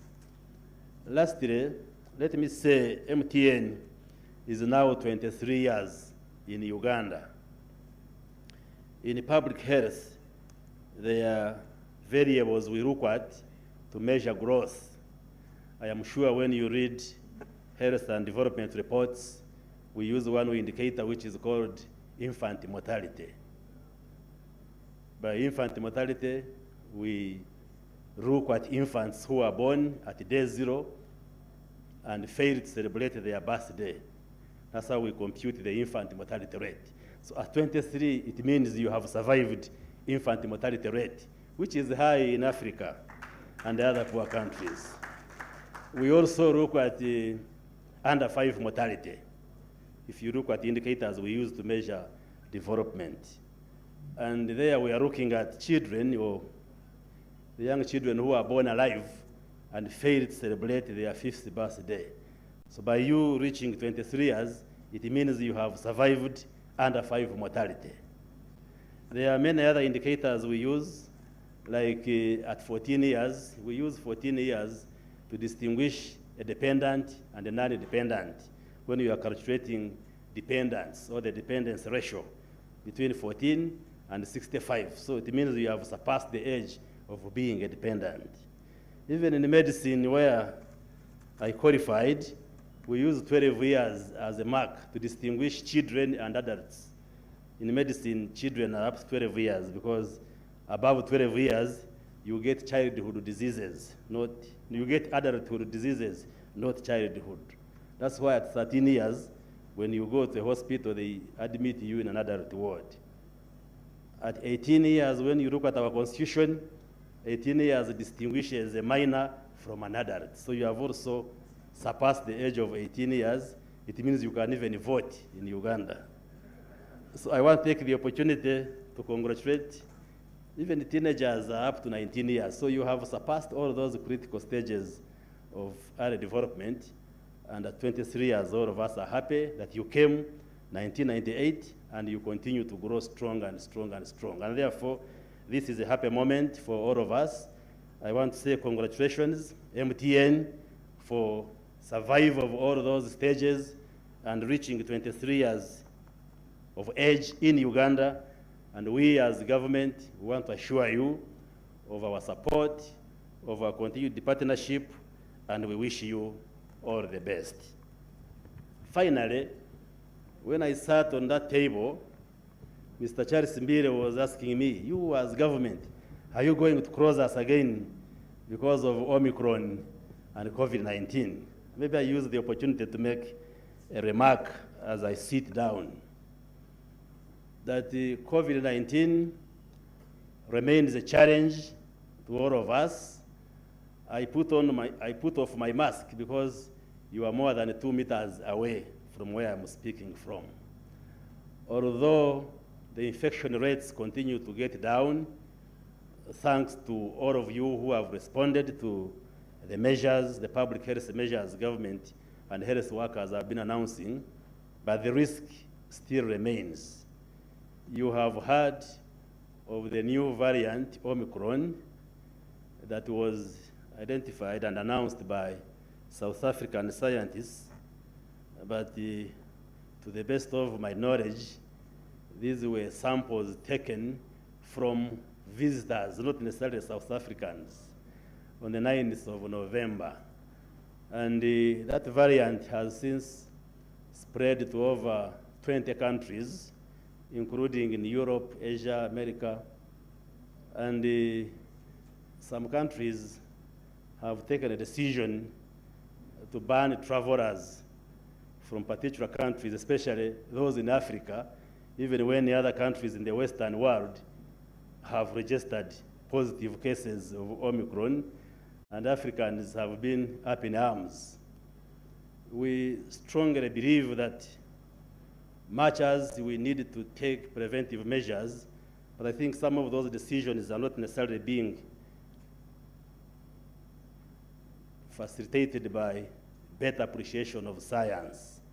And therefore, for us, as of now, we have not taken a decision which is knee-jerk, like some countries have taken. While it is important for us to keep a close watch. So the scientists are still studying this variant to appreciate its characteristics, but there should be no cause for very big worry as of now. The decision we have taken so far as a government is to strengthen surveillance and remind you of the need to keep and follow and observe the SOPs, which we've been announcing, putting on masks correctly when you are in public, washing your hands with water and soap, and we emphasize with the soap because it is the soap which is extremely important in killing the virus, social and physical distancing when you are congregating like we are here, but again, avoiding huge congregations and many other measures as you know them. And vaccination, encouraging Ugandans to vaccinate against COVID-19. But the most important also, as you know, we have introduced mandatory testing for all incoming travelers into the country. So whoever is entering into Uganda, whether through the airport or the other border points, we subject you to a COVID test. And we've been getting some few people testing positive.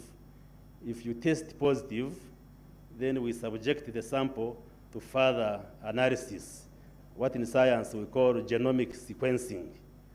That means we further examine the sample to see what kind of strain is causing that positivity. We've been having largely the Delta variant, which was responsible for the second wave. But up to now, we haven't detected any Omicron. But the message is that let's remain vigilant.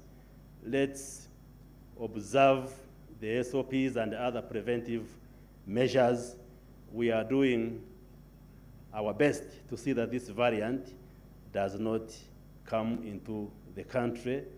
But if there are any new developments with regard to policy measures which we shall announce, we shall definitely be telling the country. But to Mr. Charles Mbire, for now, we are not crossing out anybody. We are not crossing our border points, but we are working together with experts to observe the properties and characteristics of this variant, and we continue as usual, but remaining extremely vigilant.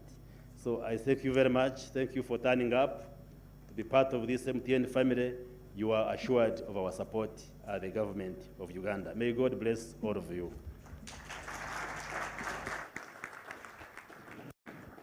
Another round of applause, ladies and gentlemen, for our chief guest. Our chief guest, you will just stay with us for a few more minutes. We won't keep you long. We know you still have cabinet. And so we will just do a couple of things. But I am told there's been a lot of activity. I wanted the trade manager to come and tell us what's been happening on the board. I also tell us what's happening back end, because for us, we see a figure 206. We are not so sure what's happening. Please come. I want you to share the limelight today. But don't send greetings home. Just Just tell us what's happening. Okay, thank you, Maurice. As we speak, 64,300 shares have traded so far. The price is up 2.5% at 205.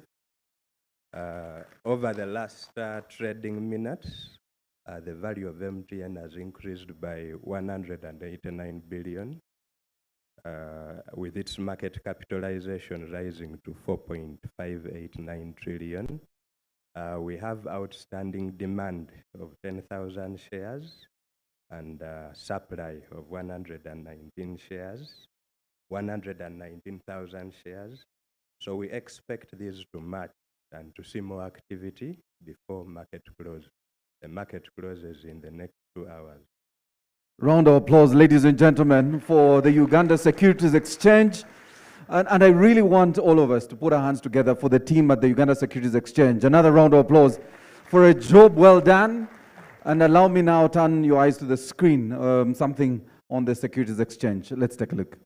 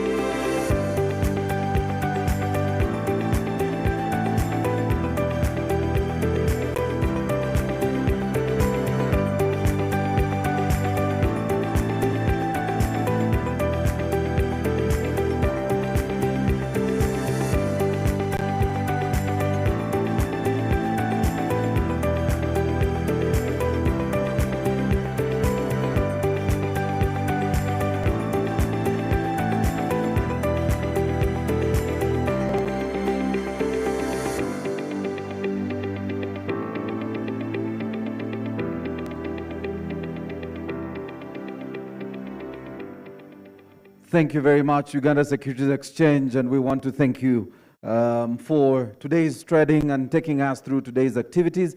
As you heard, the market will be closing in 2 hours, and we're still trading. The most exciting bit, of course, the opening bell. What we won't have here today is the closing bell, which is what he was speaking to, and when the market will actually close. Our chief guest, mine is to humbly request the chair and the CEO to take you over to a very commemorative art piece. For you to sign on our art piece. I want in a very special way to recognize our artist this morning, Mr. Roland, who has put this together. This is really what we are here for. A round of applause, ladies and gentlemen. As our chief guest, the chair, the CEO, and of course, the Paul Bwisho from Securities Exchange, who all four will append their signature to this commemorative art piece that speaks to today's listing of MTN on the stock market, and also shares the highlights of where we have come, the IPO journey. As you can see, the MTN journey in Uganda from 1998, a conversation we have been having as we celebrate 23 years. The market price, as told to us by our trading manager, 205. And we will now have our chief guest, your signature, sir, and your initials. You could have initials or designation, which will be key for us as we put this in a very strategic place at MTN. Thereafter, we'll have the chair. We'll also have the MTN CEO and the CEO of the Uganda Securities Exchange, all append their signature. Round of applause, ladies and gentlemen, our chief guest, who has initialized our art piece. All right, chair. And as I said, the art piece really represents where we are at in this journey. Close to 85% of Ugandans who acquired shares and applied for shares during the IPO, that is also represented there. The highest price this morning was at about 220. That also is represented there. And the various services MTN is offering in this market. But also a conversation around what will be happening in the next few days. The app of the shares as more people continue trading in the shares this morning and the days to come.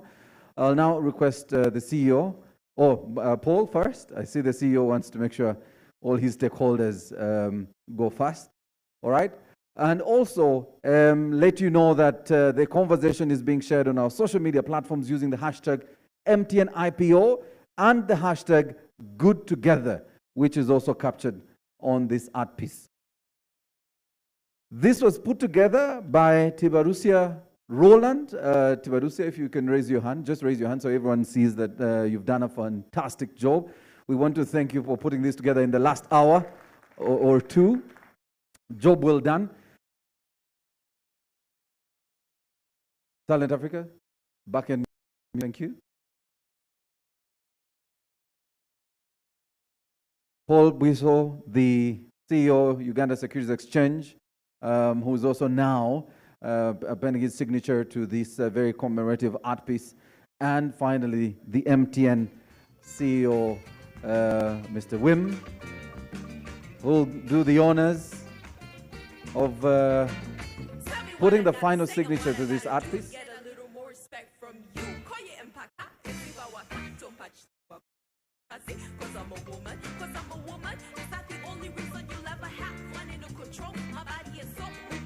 As our transaction advisor was speaking, Anne, she did speak to the Muntu Awansi who did buy shares. Anne, did I hear 20 billion from the Muntu Awansi? 54. Yes, 54 billion from the retail investors. And these are really the small people. I think I had you say the katoch, people with the katoch who were trading. 54 billion. And in fact, when the PSST was here, that is a statistic he took home. For him, it was a number that is very important in the statistics of our economy. And so he was here representing the finance minister who is in cabinet and told us he was a witness today to witness the listing and why this is very important. We'll now have a photo. We'll have our chief guest, the chair, USE, and the MTN CEO. We'll try. Yes, there. There you go. Okay. This commemorative art piece will definitely find its way in a very strategic place at MTN Uganda and is very essential. The Honorable Minister was requesting that the masks, as long as you don't speak to each other while you are there, there you go. Ladies and gentlemen, a round of applause. All right, so as the chief guest makes his way back to the chair, I want to mention that it's very critical that we continue protecting our environment. From the beginning of the IPO conversation, MTN and the National Forest Authority have been planting trees across the country. And I want to mention that today, for each and every one of us who's here during this listing, we will be going home with a Muvule seedling. A round of applause, the Muvule seedling. And this is to be part of the government initiative to try and increase our forest cover. If you know the statistics, in the last 25 years, Uganda has lost close to 64% of its forest cover. Some say 63, but let's go with the higher side to make it more serious. 64% of our forest cover. And that has been in the last 25 years. Now, MTN, and does anyone know where we are at now? The forest cover to total land area? Anyone? Anyone? Actually, it's less, 9%. We are at 9% of total land area, and that is really sad. And so MTN with the National Forest Authority have been doing a great job in planting as many trees around the country during this IPO phase. That conversation will continue, but we want you to be ambassadors as you leave today in planting a tree. So we'll give you a seedling thereafter. So, ladies and gentlemen, it's been fantastic. Can we put our hands together for this great journey? And I want now to request that we all stand for the national anthems, and thereafter it will really be departure at leisure. But for members of the press, we will have a panel discussion really to take you through what's happening and what this means for the financial sector, and that is after the anthems. May we have the anthems, please?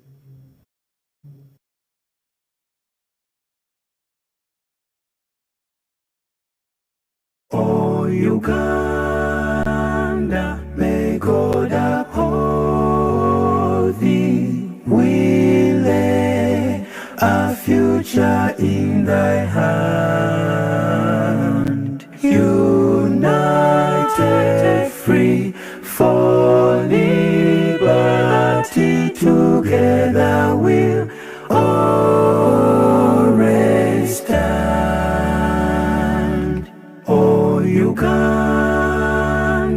the land of freedom.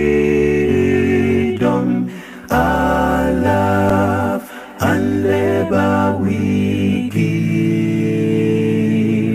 and with neighbors all at our country's call, in peace and friendship we live.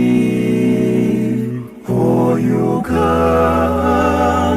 the land that feeds us by sun and fertile soils grow.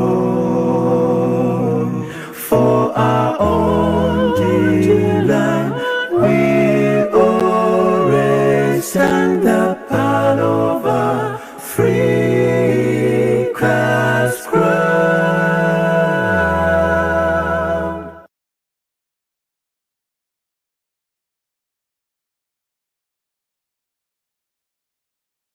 So thank you very much, ladies and gentlemen. I want to thank our chief guest for coming, and we continue to celebrate today's listing and trading. Please encourage your friends, as many of your friends, to begin trading in the MTN shares. The live board is still active, and we are continuing to spread the word using the hashtag MTN IPO. We also are using the hashtag Good Together. Please do share. And if you can, take a picture in front of the MTN board as you walk out. And please do not leave without your seedling, a Mvule tree seedling, and please ensure you do plant this seedling. You can also plant it and share with us on social media using those hashtags. So we want to thank you so much, members of the press. The stage is going to be changed quite a bit. So we will have a panel discussion, which Paul Muganwa will be moderating. Paul will be speaking to all the key stakeholders about the IPO. So for members of the press, this is critical that you cover this, because you'll then get to understand what really this means for the financial sector. But also you'll get more information on the IPO and the details of the trading that is currently underway. That is almost like a press briefing, but we are preferring to call it a panel discussion. So for members of the press, this will also be an opportunity for you to ask some questions. So to all of you, our guests, thank you so much for coming. It's been a pleasure from MTN. We thank you so much. Good morning.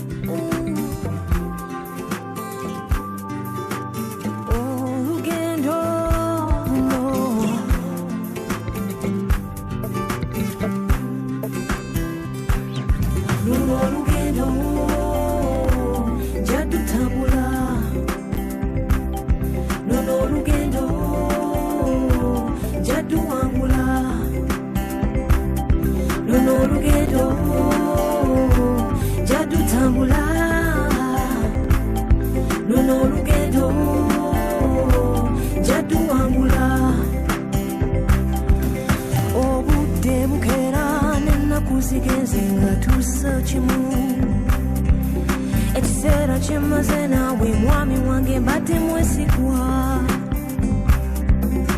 kyandibadde kyamakulu nnyo n'ombuulira bwe mbasobeza naye n'ondekawo mbuuza wandekerani. I was only a girl who had dreams n'enkuzaalira, but I should have known that you were unhappy.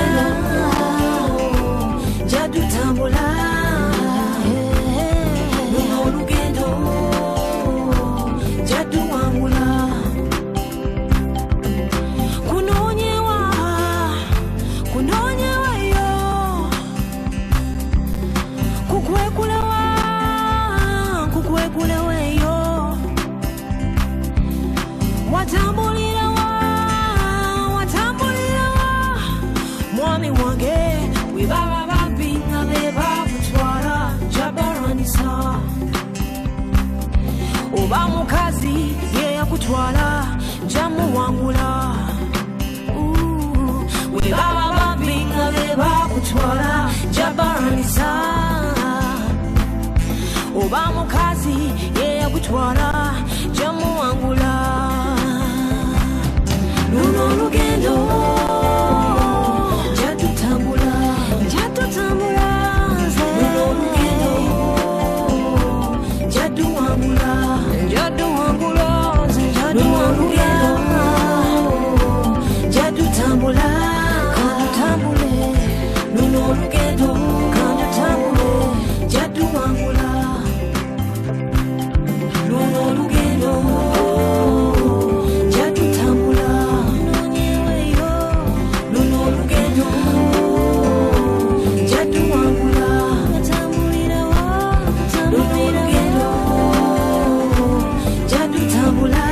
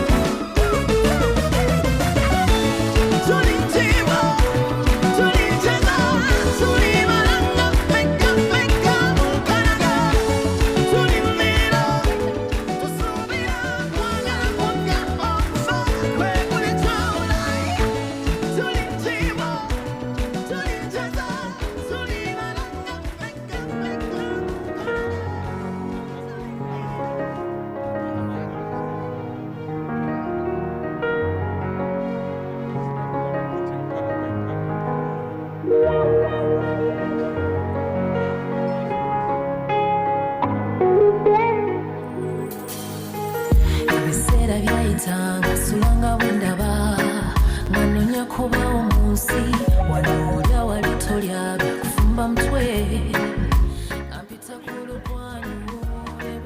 Ladies and gentlemen, members of the media, you are invited for the press conference that will start in the next 2 minutes. Please take up your positions, come to the front, set up your cameras, and let's get ready for 30 minutes of dialogue and engagement.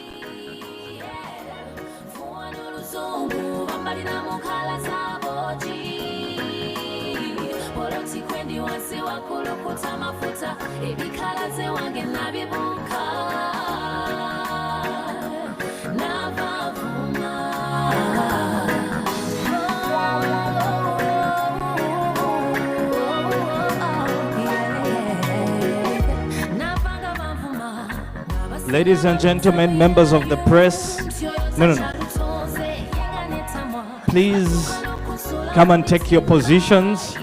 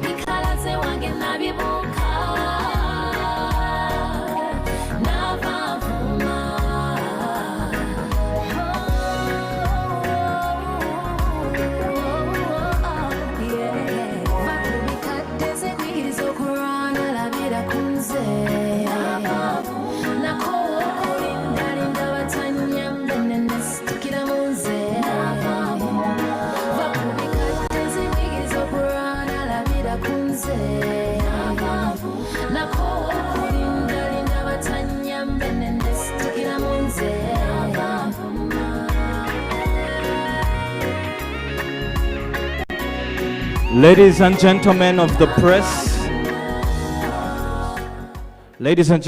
press, we are getting started in 1 minute. Please conclude your interviews outside so that we can start the press conference.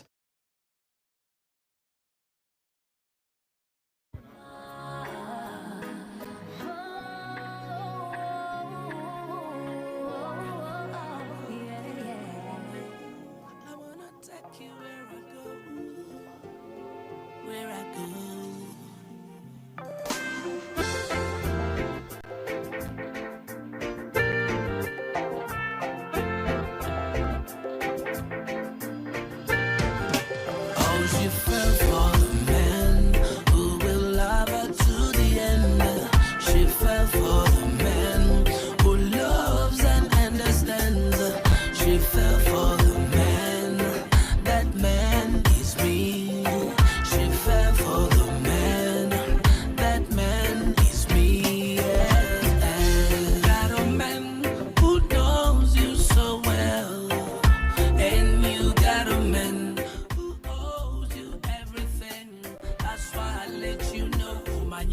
That's why I show you love, all of it, true thing is, no lie, baby, can't walk at it, nah, but this is not the way.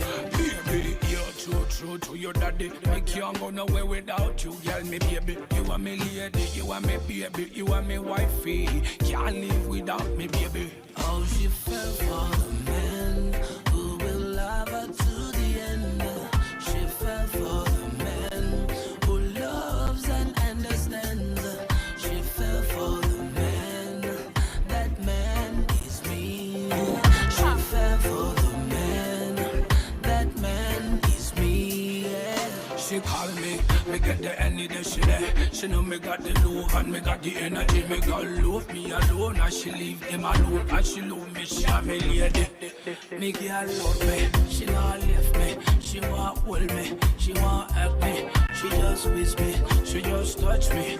Anywhere where me there, she just move me.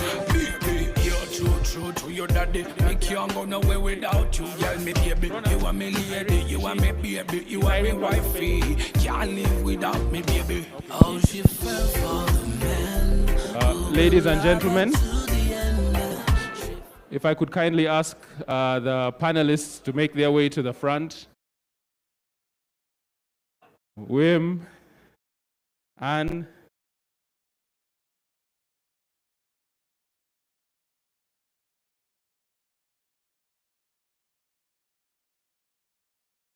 Mr. Buiso. How are you, sir?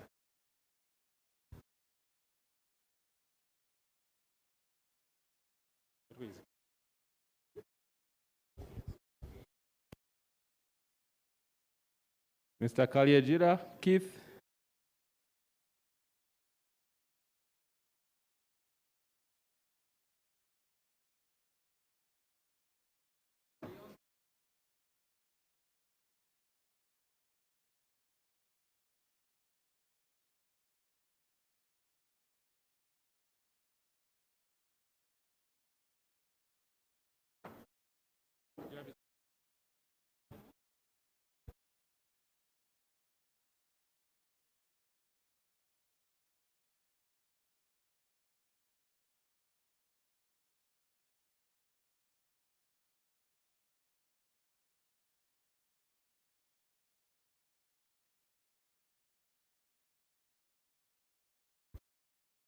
Okay. Our esteemed members of the media, if I could kindly ask you to move to the front.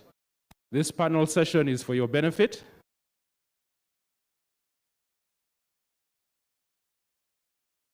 There are quite a few free seats in the front. Please come forward.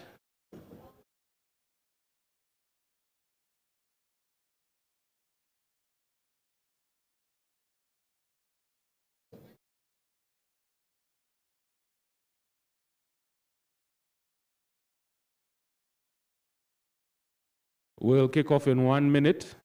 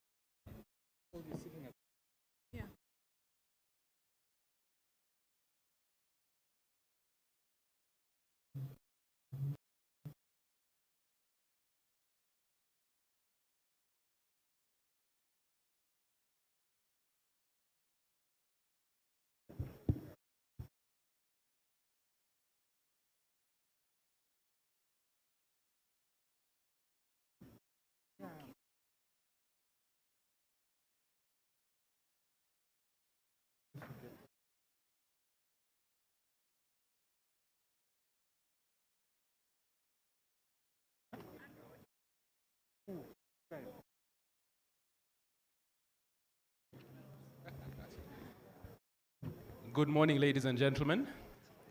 My name is Paul Muganwa. I work with SBG/Stanbic.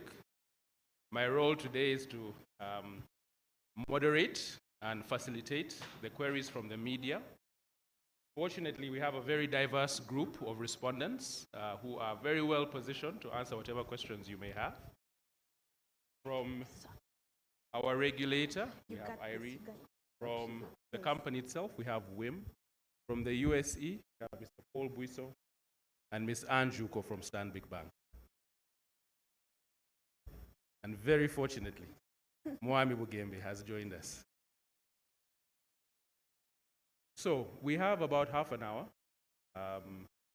The format is very simple. There'll be a roaming mic. If you have a question, please put up your hand. Introduce yourself and the media house that you represent. I kindly request that you keep it to one question. And if we do get to the end of the first round of questions and there's still capacity, you can then put up your hand to ask another question. All right, thank you very much. My name is Malcolm Musime. I come from NTV. MTN raises $15 million in this IPO. Clearly undersubscribed. Why do you think so? And this is a question that goes to all of you. Thank you very much. Thank you for that question. A slight correction there. It was Sure. 535 billion, which is about $151 million. Sure, yes, but still undersubscribed. Thank you for the question. May I ask maybe Wim to provide some views? Okay. Yes, thank you. So let us not get lost in English. Let us talk figures. Okay. As Paul has mentioned, this IPO has raised 535 billion Uganda shilling. That is more than double the previous record on the USE.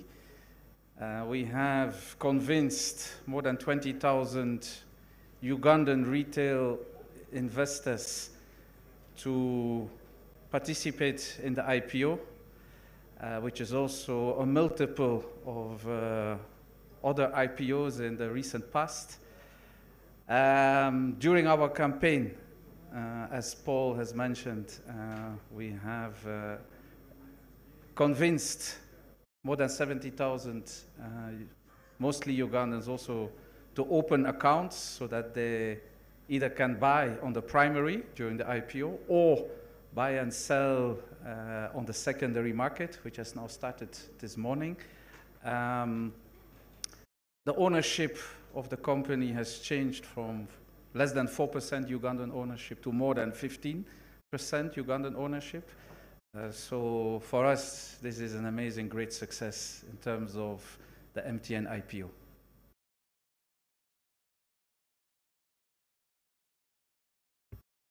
Thank you, Wim. Any other additions from the panel? Okay. We can move on to the next question. Please put up your hand.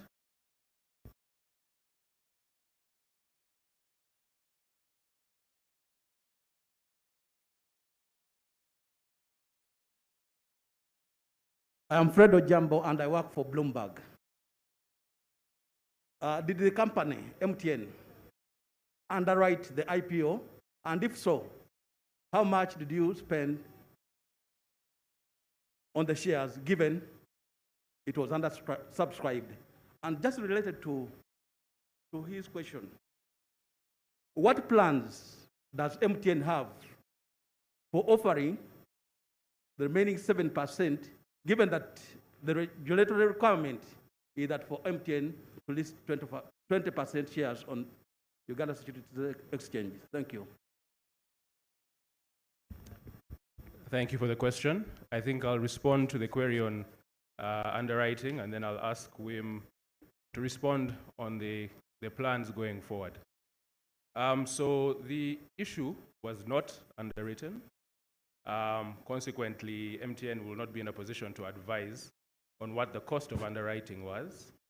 A couple of reasons for not underwriting, which I will not elaborate on with one exception.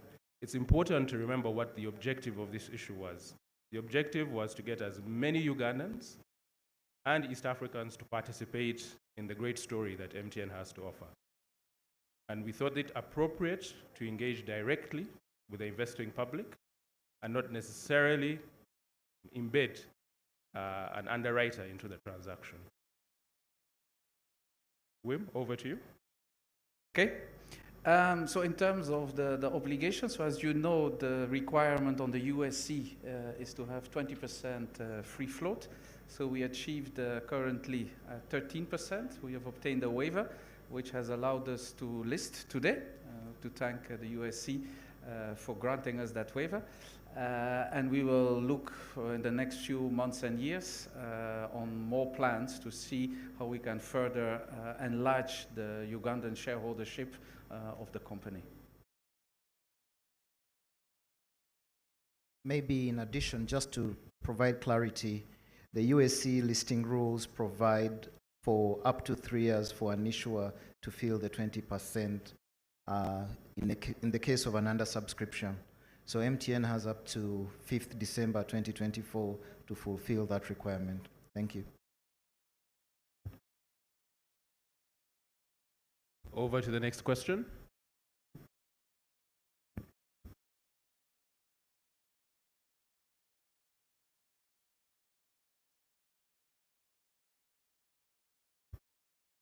My name is Gad Rogers, social media influencer. My question is, can we still trade using mobile money now that like buying and selling now? Thank you. I'll ask a combination of Wim and Paul to respond to that. Thank you for that. So yes, of course, the trading is open, started this morning. We are working with USC on further digitizing the trading activity. So early next year, we will go live with an additional enhancement of the MIPO platform, which will allow shareholders. I'm so used to say customers. Now I will start using the right vocabulary, shareholders, to trade, not just on MTN, but the plan is to widen it up to the entire USC. But of course, I think Paul can also mention the Easy Portal, which already allows for that functionality. Okay, just to add, yes, the Easy Portal has got a functionality, but we've not enabled it yet. We are undergoing final tests, and we do hope by around 15th of this month to have that available for investors to use to buy and sell shares of any company listed on the exchange. And as Wim has stated, we do plan to roll out the MIPO solution in early January. Thank you.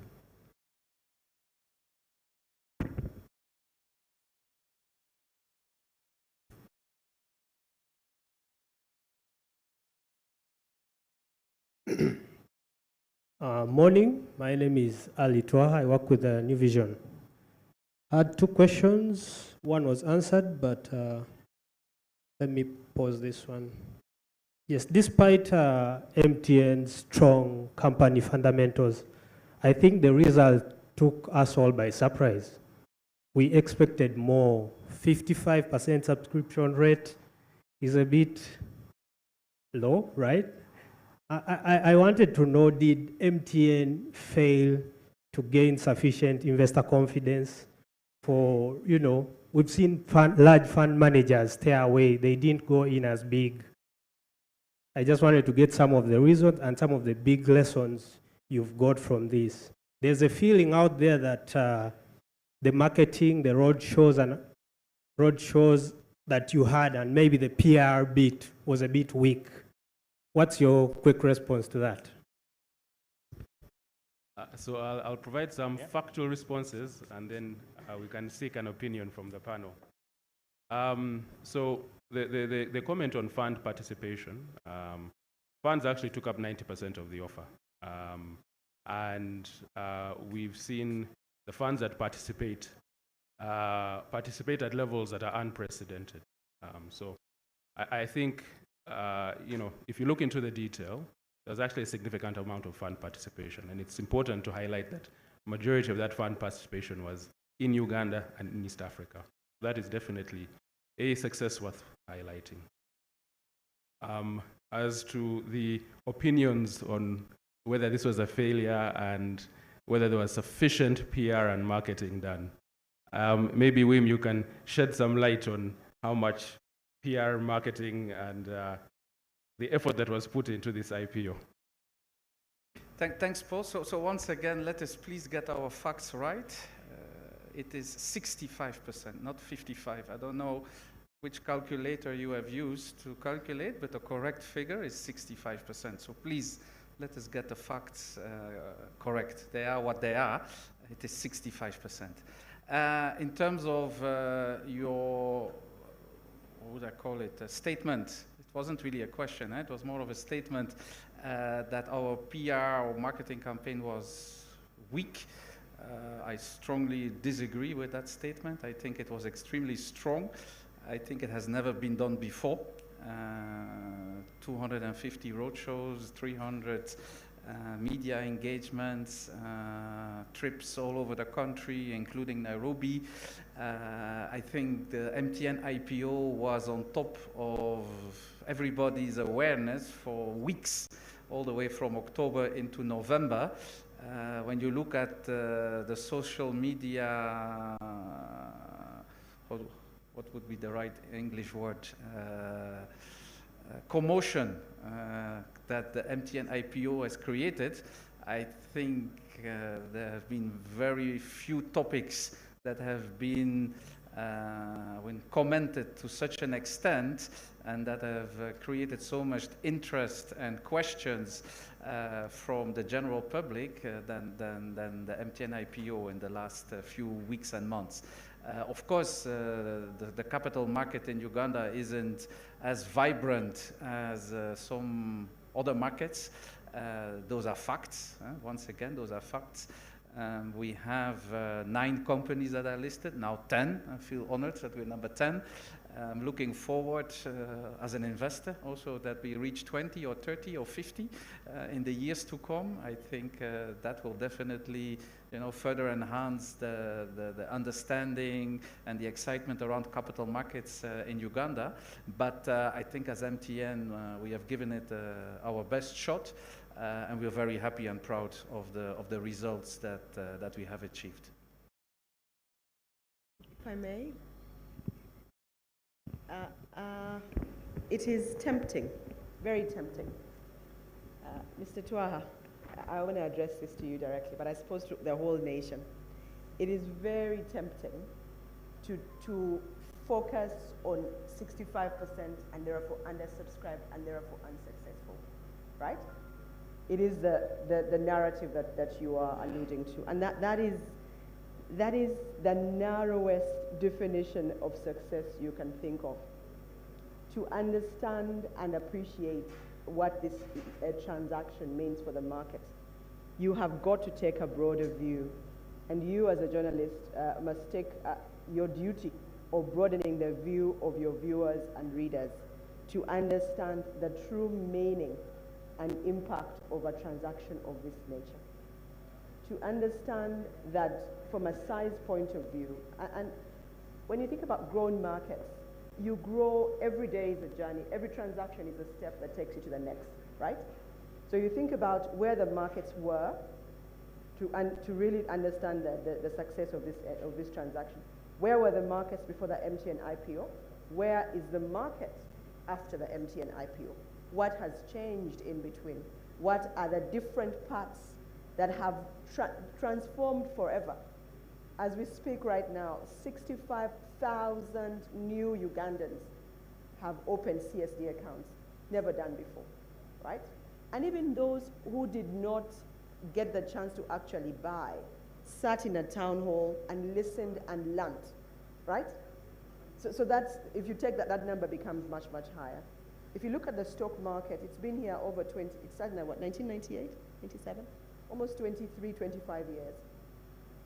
And you think about what have they done and where are we now? The market capitalization in this one single transaction is more than double what it was before.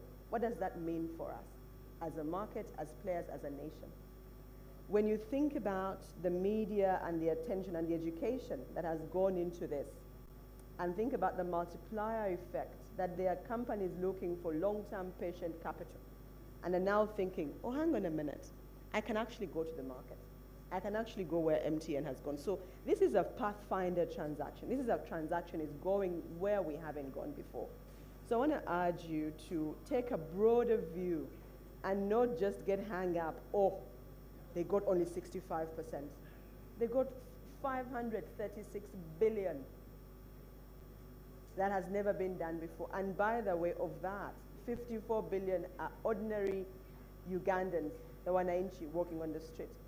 So it's important that we take a view that is a little more broadened and a little more enlightened to be able to fully understand and appreciate the transaction. I hope that helps.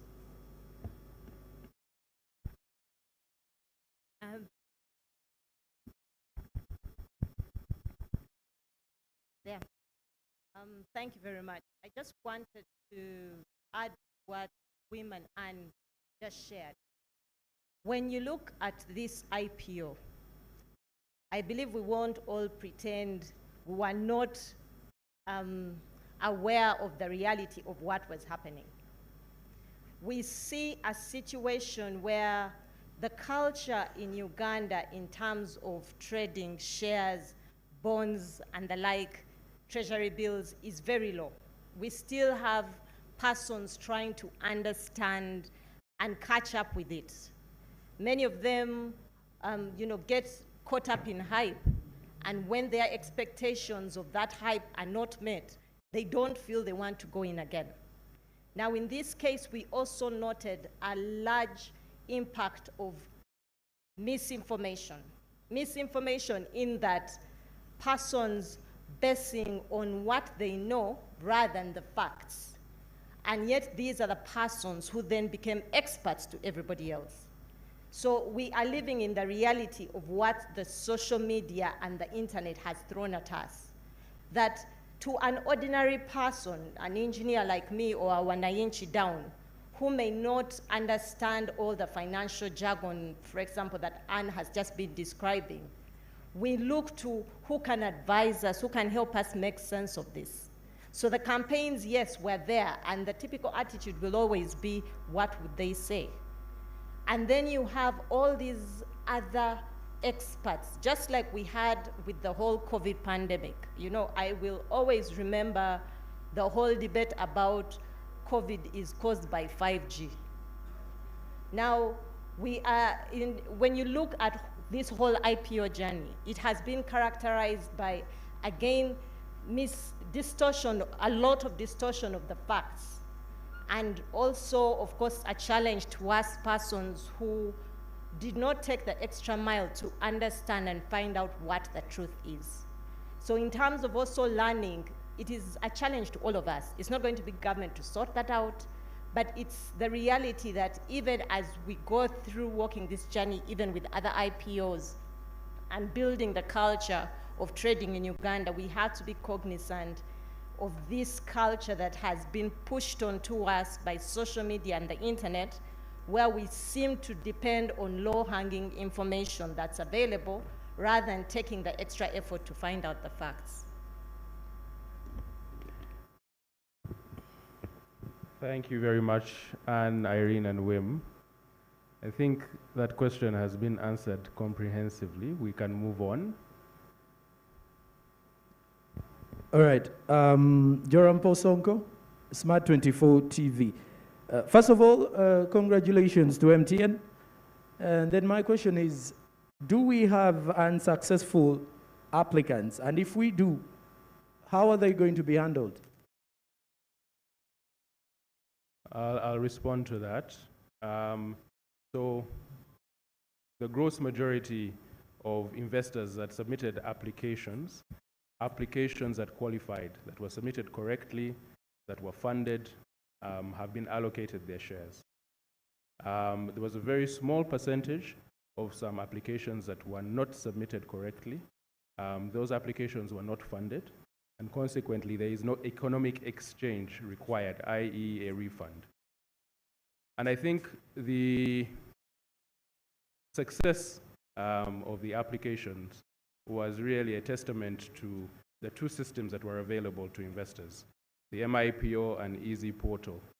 It made the reconciliation process quite robust, quite expedient, and it was very simple for applicants to submit their information. Any other additions? All right, thank you. Next question. Hakim Wampamba, I work with NBS Television.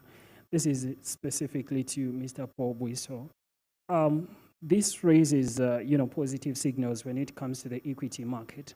How is the debt capital market performing as of now? Thank you. Currently, we've got 2 debt instruments on the exchange. One is Kakira, the 75 billion bond that was issued in 2012, and the African Development Bank medium-term note, again in 2012. And they've not raised further capital because so far 2 tranches have been raised of 12.5 billion each, resulting in 25 billion being raised to date. In terms of trading and the debt capital markets, we do know that the long-term investors, who are usually pension funds, earn a return on this, and with fixed coupons, are not able to sell to the public. So in terms of trading, not much activity there. But To the general public and to companies that need to raise capital, the market is available for these companies to raise debt capital through the corporate bond issuances. And the investors are there. I mean, these transactions says a lot to what institutional investors are able to provide in terms of capital. 90% of 535 billion in 6 weeks says a lot.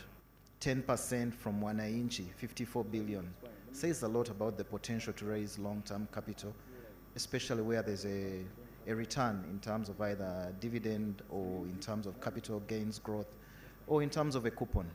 So going back to the debt capital market, the opportunities are there and we look forward.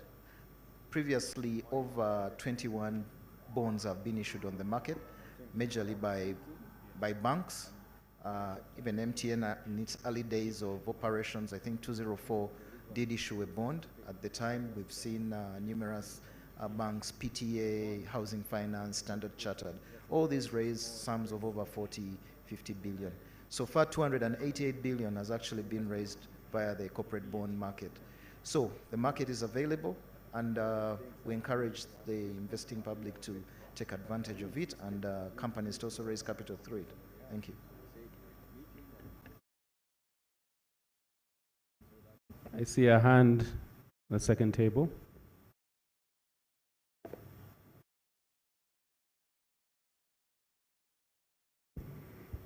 All right. My name is Martin Luther, Monitor Publication. First question to Paul. 3 years from now, 2024, would that really result into impingement of the price appreciation of MTN, since we have a small gap there? And then when Irene, you did mention something which was very interesting. Yes, indeed. It is one of the fastest growing sectors in Uganda, which is good.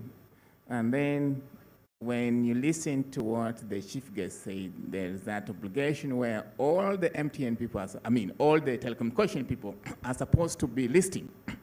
Now, on this sort of result lead to some kind of a slowdown in the growth of the telecommunication sector, and yet they're required to list? What's that? Perhaps maybe my thinking is that do you think maybe the time was a bit short, given that there's been a difficult time, we've been in difficult times since March last year to this time, people do not have the money. There's been a slowdown in income, really. Maybe if we had it 1.5 months or 2 months, don't you think we would have maybe have a result of being oversubscribed, something like that? Anna, what do you think about that? So I think there were 3 or 4 questions in there.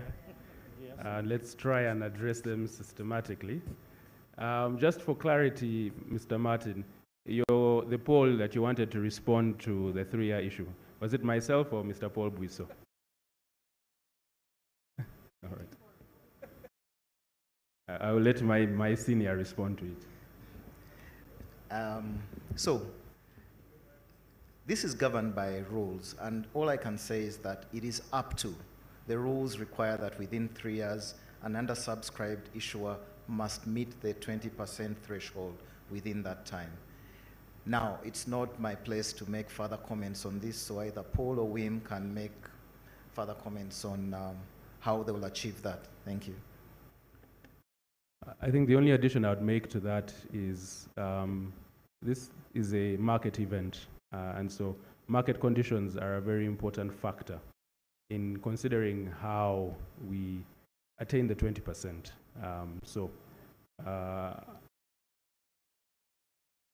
If you choose the wrong time to come back to the market, it could have detrimental impact on the value of the company. So in its wisdom, the USC has recognized that a timeline of 3 years provides the requisite flexibility to ensure that shareholders are protected, and within those 3 years, market conditions should be appropriate and conducive to progress the transaction. If I may add that The regulator is saying to us, you have up to 3 years within which to do it. And I suppose that the important part is to hear MTN's commitment that they will do it, but it need not take up to 3 years. They won't come skidding at the last minute to say on 2025, is it? 24, 25? 24 is when we're good. So they have up to 3 years. So I think that phrasing is very important, up to 3 years. Depending on when the market conditions are right and the issuer is ready, it will be done within that period. So it's not, oh, you're going to wait up to 3 years to come back to do that. So it's an important distinction to make. All and right. then, Thank you very much. Mine was the easy part. In way of clarification, it is not all operators, because when you say all operators, that's everybody licensed under the Uganda Communications Act. So the listing obligation only falls to the national telecommunication operators. And in terms of period, unfortunately, my fellow regulator is not here, but I believe that the rules in terms of how long the IPO process runs is put forward by the Capital Markets Authority, but I stand to be corrected by either Wim or Anne on that. I think that was my side of the question. Yeah, so the question on the period of time that the offer was open for, it was 6 weeks, which is actually unprecedented. Usually, our experience has been, at least in this country and mostly in the region, offers are not open for more than 4 weeks. So as a recognition that given the size of the offer and its objectives, which is to get as many Ugandans to participate, a slightly longer period was appropriate. But you know, all good things have to come to an end at some point. And in our wisdom, we went with 6 weeks. You know, it allows us to have this event today. It allows us to have some trading activity before the Christmas break. So there's a multitude of factors that are taken into consideration. Thank you very much. My name is Kabona Esiara. I'm from the East African. This is to Paul. We have 2 listed companies in the panel there, Stanbic and MTN now. As a member of the public, do you expect these 2 people to give us the 9-month results? Of course, when they come to your market, the issues of disclosure are so high. Do we expect MTN to give us the 9 months? Do we expect Stanbic? They have not yet. I have not seen them, Mr. Biso. Second, on when MTN is to come back again to the market, are the conditions the same? Are they going to go through the same conditions? Prospectors, same fees? Is there a waiver? You're looking at attracting so many participants on that market. Thank you so much. Okay, thank you. I will take that we have one issuer being represented here, and that is MTN. I take it that Stanbic Holdings is not represented because Anne operates under the bank, which is a subsidiary of the holding company, and represents the transaction advisor. I stand to be corrected, but I believe that is so. In terms of, I hope that clarifies the issue. In terms of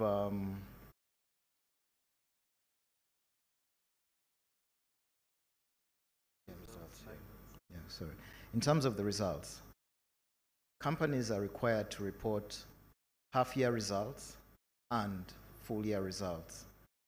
MTN disclosed its half-year results in its prospectus.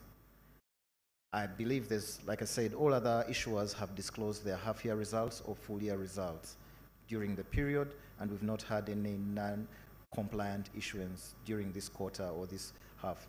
So we'll be expecting this next set of results in early January, February, March. That's when results are expected to come out. So I hope that updates that position. Thank you. Okay, just to clarify, so next year by March, we'll be releasing our official results for end of year. And maybe just to clarify also going forward, even if by law we're required to do that twice a year, like half year and year end, but you know, at MTN, every quarter we'll be able to let the market know what the results are and what's happening and going forward. Thank you.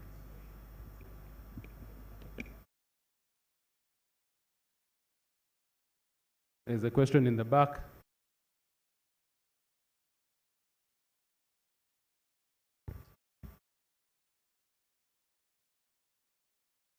Ah, I see. Okay. I think I will give you a bit of a generic response to that for a very good reason. The capital markets of Uganda and the USE have a very robust governance process that is clear, and it is regularly updated. Right? So whatever the governance requirements are at that point in time, an issuer of the size, the quality, and with the infrastructure, the governance infrastructure of MTN, will meet all those requirements. They may evolve between now and then, but I think the standards of provision of information will be maintained at the highest level.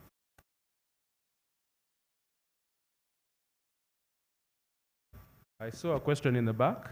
No? Okay, two brief ones. My name is Nebat Rugadia, Uganda Radio Network. Paul, may I know which listed company has the biggest number of shareholders and how many? Two, I don't know, is this change in structure of MTN or ownership, does it affect like the chairmanship? I don't know, because now we have a new bigger majority shareholder than the previous one. I would want to know. Yes. I hope I'm clear. Thank you. So I believe the shareholder, the listed company with the biggest number of shareholders is Stanbic Holdings. I think just slightly over 22,000 if we factor in the certificates. Was followed by MTN now. I'll ask the MTN team to take the corporate governance question. Okay. Let's make sure we have the facts correct. So the biggest shareholder became smaller. The biggest shareholder was 96%, and now the biggest shareholder, MTN International, has been reduced to 83%. Okay. So the biggest shareholder did not become bigger, became smaller. Now, in terms of governance, the rules of the CMA are very clear. We have been given a few months to comply with those rules in terms of corporate governance, in terms of the composition of the board, in terms of the chairperson of the board, and other governance regulations. So we will comply with those CMA regulations within the next few months to be fully compliant. As we have a new regulator, it's not just one sitting here. We have BOU, we have now also KEAT on CMA side, so we'll satisfy all our regulators. Within the next few months, we will be fully compliant to the governance structure required by CMA for a publicly listed company.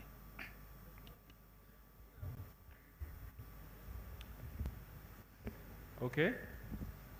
I see a hand. Mr. Martin has been inspired to ask another question. Yeah, I'll try to ask another question specifically to MTN. The promise was big. You had people were saying, you are supposed to do this, you're supposed to do this, you're supposed to do this by 2025, okay? That is the period I've been given. Now, there seems to be some bit of a deficit, which was expected by MTN International, a small deficit. How is that deficit going to be covered such that you meet those expectations that you were given? Did you get it? We didn't understand. Martin, maybe let me try and rephrase your query and you can tell me if it's right or wrong. I think you're asking about the 20% requirement and how MTN plans on attaining it. No. Is that? Oh, okay. Please correct me, sir. That's not the question. Okay. You know, the IP was floating, and we want to get money out of it to expand what we are doing. Isn't it so? Okay, the new things you're expected to do, the coverage. I see. Okay. Yes, okay. so that's what I'm saying. Okay, so as we have told you many times on our roadshows, Andrew, you were there, we have a firm commitment as MTN Uganda to not just fulfill our license obligation in terms of national coverage, but beyond that, the next 3 years, we have committed a 1 trillion shilling investment, building more than 1,000 new sites, not just to provide coverage for the license obligation, but also all the required capacity that we need for the data network, whether it is 4G, hopefully one day, looking forward, maybe venture into 5G.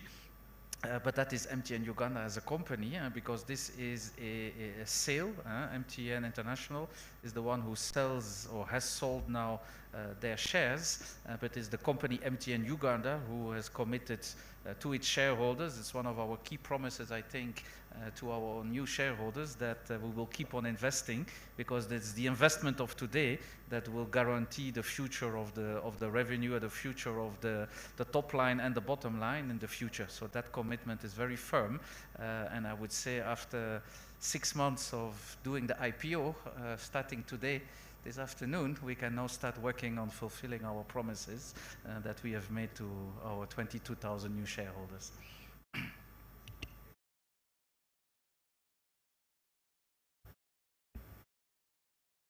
Okay. 10 more seconds for any inspired questions. Okay. Oh, there's one there.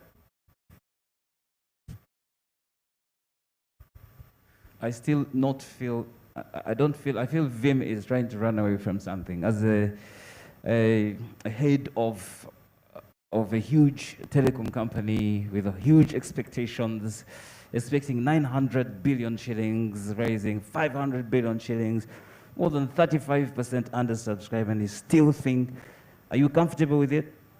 Are you going to tell people who have bought into this or future prospects that you're really happy with that? Can you put a smile at the end of the day and walk back to MTN? I've been smiling the whole Are you day. happy? If it wasn't for my mask, you would have seen it all the time. I'm always smiling. So I think we really need to define success. And let me define it for you. Success is the fact that we have been able to change the Ugandan participation ownership of MTN Uganda from less than 4 to more than 15%. That is the success that we were chasing. That is the objective of the national broadband policy. It's not about listing as such. The objective of the national broadband policy, which we have fulfilled, is to create Ugandan ownership of telecom companies. We have gone from 4, or less than 4, to more than 15. That is the measure of success. At the same time, it aligns to the objective of the majority shareholder, MTN International. They say we want to create shared value. Now, creating that shared value is not creating that shared value with investment banker out of Wall Street. When we talk about creating shared value, it's about creating that shared value within the communities in which we operate, Uganda. So from day one, in August, when we launched our campaign, we said, Uganda is home. The objective of this IPO is to widen the Ugandan ownership of MTN Uganda. We have gone from less than 4% to more than 15%. That is and was from the very beginning. Otherwise, we would not have called our campaign Uganda is home. We called our campaign Uganda is home in August. We didn't call it Uganda is home on the 6th of December. We called it Uganda is Home, because that was ultimate, the real objective of this IPO is to widen the Ugandan ownership of MTN as a telecom company operating in Uganda. So moving from less than 4 to more than 15%, that for us was the ultimate measure of success. Am I smiling or not? I want to add something else, and I'm not speaking as an advisor. I'm speaking as somebody who has worked in the financial markets for close to 20 years. And I want to talk about courage and conviction. Yeah? When we started this journey, of course, MTN could have stood up and had 1,001 excuses. It's COVID, the economy is going down, there are bombs in the state. They could have done a lot of other things, but they chose a different path. They chose a path of courage. They chose to go where no other Ugandan company has done. And the part that we have to underline is the part about the importance of Ugandan participation, right? This is such a critical part of this journey. With a profile and reach, there are easier ways of changing your shareholding. Much, much easier ways. No need for an IPO. You sit in a boardroom, you close the door, you get shareholders to come in and they will take your company with a lot less fanfare and a lot less cost, right? But I think we have to recognize, and if we do write down the chronicles of our financial markets, we will remember this as a courageous transaction. We will remember this as an innovative transaction. And above all, we will remember this as a Uganda-centric transaction. So again, I said, there's a temptation to focus on the 65%. Would we have wanted 100%? By all means. But it didn't come. And the market says 65%, that is where we are. But we take that as a positive, and we look for all the other things about this transaction that lift it to make it truly, truly exceptional. I mean, any other issuer could have said, no company has done that, and gone back and looked for ways to lobby behind closed doors to not to do it. But MTN was courageous. So when you do write down profiles of courage, you write this one down. I think it's important. Maybe, Paul, it's also, one of the comments sounded like we were attaching the IPO to the coverage obligations. Now, from a regulatory point of view, these, I don't know from the company point of view, but from the license point of view, these are all obligations on their own merit that MTN was required to comply with. They were required, based on government policy, to list. They were required to expand coverage, and the license specified the 90%. So there, if you choose to say this was good or bad, or how the IPO went, does not negate or remove the obligation to expand their coverage to 90%. I thought I would just clarify that.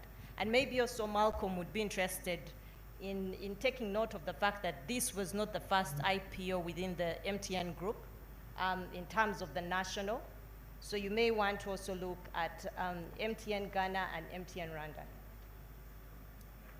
And Nigeria, yes. I see Malcolm nodding his head. I'm assuming the responses are satisfactory now. All right.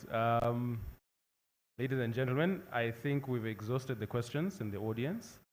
I thank you once again for your insightful and intriguing questions.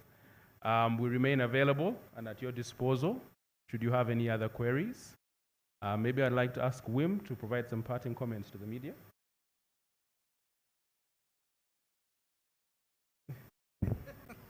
Thanks, Paul. I really want to thank everybody and also the media. I mean, the 300 engagements or more than 300 press engagements that we've had, whether it was TV, radio, written press. I've been with my partner Anne on many TV shows. I think really want to appreciate this collective effort. It has never been done before. I think at least we can agree on that. For us, the results are an amazing success because of the increase of the Ugandan ownership of our company. And saying thank you to all our partners, stockbrokers, transaction advisors, to our regulators, of course, who have guided us because this is new. The beauty about, the good and the bad thing about an IPO is that you can only do it once. There's no such a thing as a second IPO. The initial always remains the initial public offering. So whatever learnings will be for the ones who will come after us, because as MTN, we've done our IPO. That will be for the transaction advisors, the stockbrokers, maybe the regulators. But for us, we are done. We have done our IPO. We are happy. We are proud of what we have achieved. A big thank you, as I say, to everybody been involved. It has been an amazing journey, a remarkable journey. It wasn't easy. I think we should recognize that it wasn't easy. We didn't choose the time, we didn't choose the lockdown, we didn't choose so many other things, but as Anna said, and as I said in my speech, we've taken the challenge, and I think we have achieved our goal. So on that note, I would really want to thank everybody and say welcome to our 22,000 new shareholders. We have made a lot of promises in terms of our investment story. Under the CFO, we'll make sure that we deliver on those promises, of course, together with our entire management team. Now the real work starts. The IPO is just marketing, okay? Telling a story, convincing people to invest, making sure you're compliant. But now, today, 6th of December, the trading has started. This is the real work, to deliver on shareholder expectation. That is the real promise and commitment from the management of MTN Uganda, is to continue deliver shareholder value, is to deliver continuous dividend growth. That's what we've told you over the last few weeks, and this is now the work cut out for us as a listed company, to be fully compliant, to stand the scrutiny of the public eye, and to deliver results to all the stakeholders, regulators, shareholders, and our customers, of course. First and foremost, 15.7 million customers that we will have at the end of this month. You have to earn them, and you have to deserve them. And every day again, I think what wakes us up or keeps us up in the morning to run to office and give the best of ourselves is that customer centricity. 15.7 million customers, you don't get that for free, and it is a daily battle to make sure that you continue the next day with at least as many, and hopefully even more than the previous day. And that ultimately will drive the results of the company, is that passion that we have to serve our customers. So on that note, I really want to thank once again everybody. It's been an amazing journey for many weeks and months. We have concluded it today, and we're very happy and looking forward to what the future of MTN Uganda is going to look like. Thank you so much.